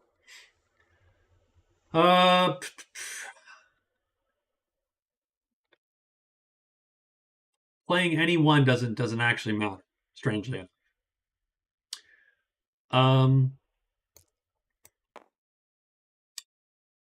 So let's keep this up, I think. Like I said, let's see if someone flips. The first guy flips. Okay, he's first. He's fireballing the crap out of us, but he still needs to roll double hits. He does. Oh, God, that's the worst. That's okay. That's fine. He's doing 2 and 2 sharp to us.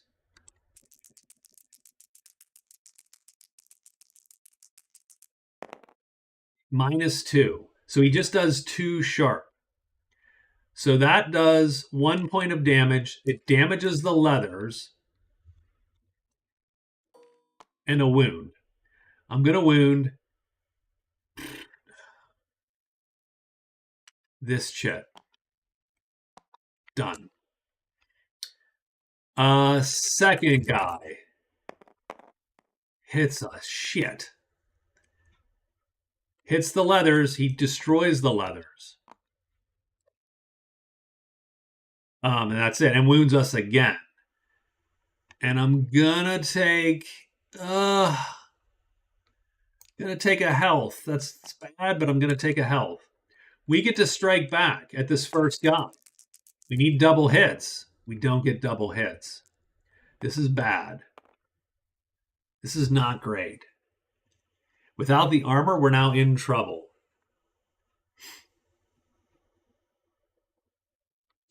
So I'm going to play 1, 2, and 1.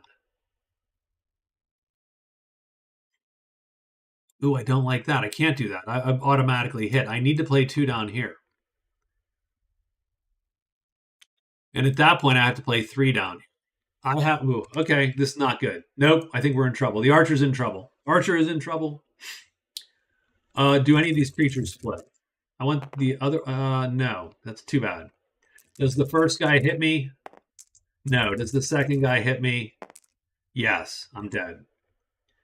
Yes, he does 2 damage, which is equal to my health, and so the archer dies here. So the archer is killed.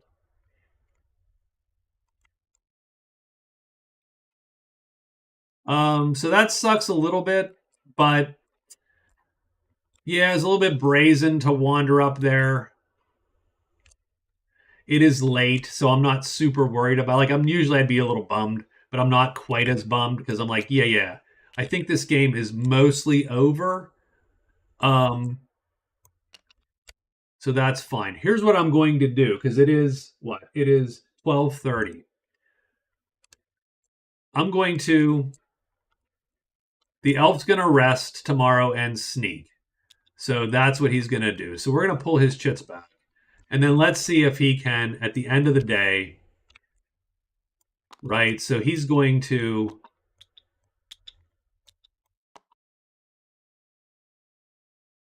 Now, I actually don't know if you can sneak against natives or hide against them. I'm just playing that like that. Yeah, so he is snuck. Can he kill the one guy? If he can, he wins. So he's going to fireball the guy with two chits. He's playing. It doesn't really matter what speed, but he's playing. He would have alerted too for giggles, but yeah. So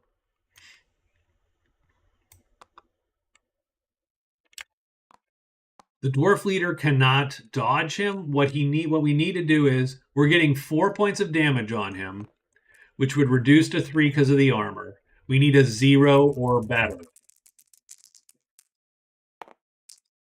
It's a -1. So we don't do enough damage. This cube wounds, and we are probably exposed. We're not exposed.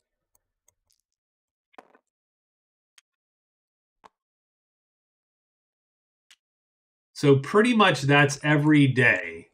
And it just comes down to, is there a way that the executioner wins first? I don't think there is.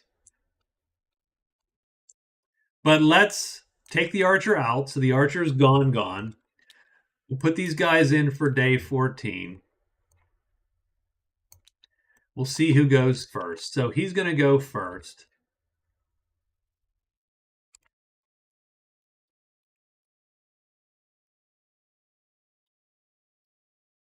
He's going to go up here. So that's 1. As soon as he enters, so he goes in. As soon as he enters, he gets his free cube. So he's going to trade first with the crone. I mean, he'll pick the crappiest thing. It doesn't really matter.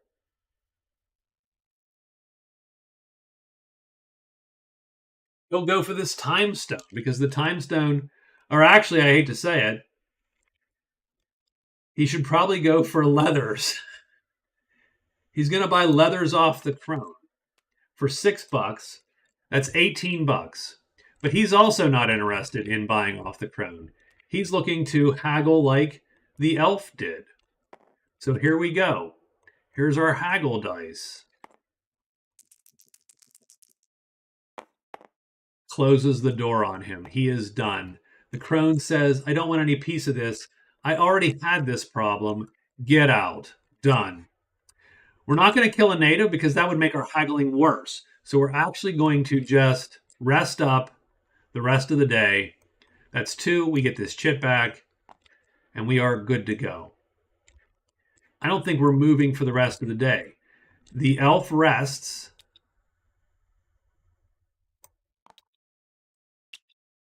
And sneaks. Done. The elf gets another shot. So we're going to go with this other shot. So he rolls here. He is sneaking. He needs a 0 on the range dies. He gets a -2. So now this goes burns, and he has to flee effectively. But every day is going to be about the same. We're just trying to get the rolls. He's exposed. He's going to run out. Well, can he? Can he beat a 2 on everybody? Oh, he might not be able to. He might be hosed. Oh, he might have drawn dragons too, strangely enough. So I sort of let, I'm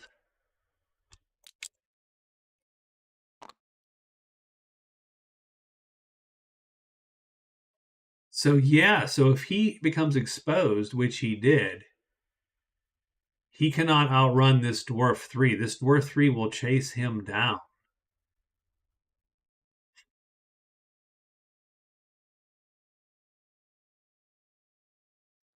So I didn't really think of that super well. That sort of sucks. So what I need to do is let me roll, since I just sort of gummed this up. Let me roll to see if who flipped. Let's take a shot here. So did the leader flip, or the first 2? Yeah, he flipped and he flipped. And did this guy, last guy, flip? No. So yeah, I'm being run down by the dwarves. That sucked.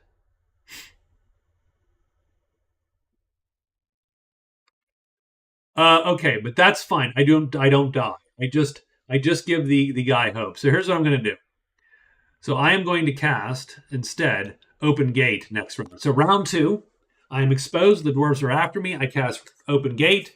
I'm going to get that off first because it's a time 4, and I am placed in a random clearing with a gate. So that's his escape plan 1. So he is placed at this gate. Poof, done. The dwarves are vaguely unhappy with him.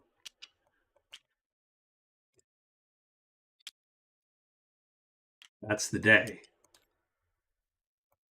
Day 15, the sorcerer needs to rest 2 cubes. So he's going to sneak. He's going to take 3, rest the cubes. And actually, I'm going to pay attention to, and I'm going to move here. I'm going to pay attention to shapeshift, frankly. Our guy is going to haggle. So he's going for the leathers again. That's 1 haggle. Come on, we got this. That is, shut the door. Done. That's his extra trade phase. I think he's just going to sit on it and be done. That's the day. We do need to roll monsters because the elf is actually out of his mind, but out of... Oh, he actually draws all the... So he draws 4 dragons. 2 juveniles because his thing. So we actually caught him this time.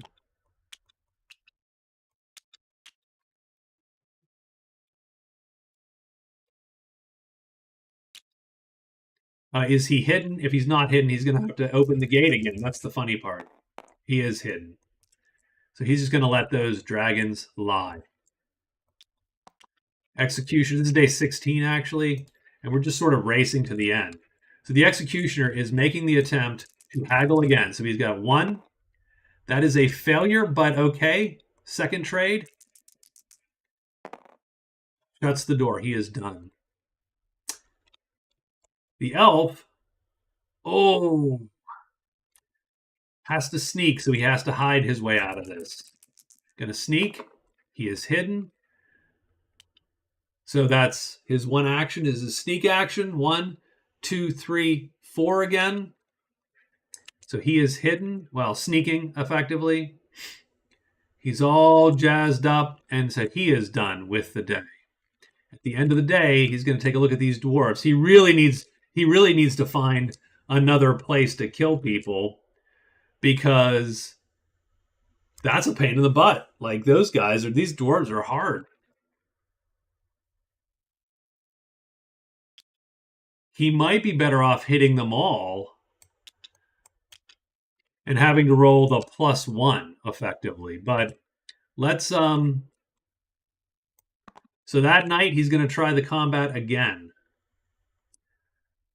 So he's going to hit them all this time because he's going to have a 4 attack. They can't dodge him. We will just for giggles make sure that they flip them this time.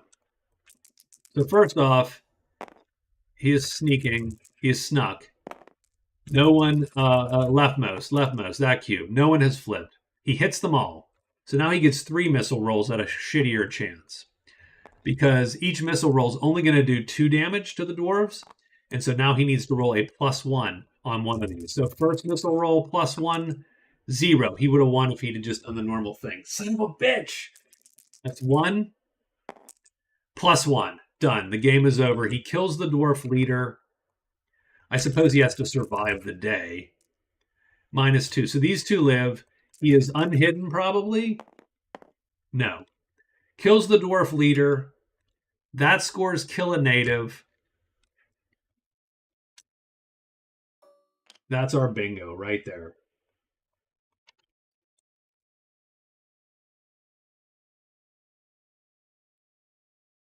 Holy crap. So the sorcerer wins. He pulls it out sort of not wasn't super unlikely, but he did pull it out. That was a good win for him. I enjoyed the hell out of that. I am going to go. It's 12:30, so thanks a lot, guys. I appreciate it. Theron and Raven, you actually super, super fun to have you around for most of the night. I know it was late, so I appreciate you and your patience. That's it. I'll talk to you guys later. Have a good night.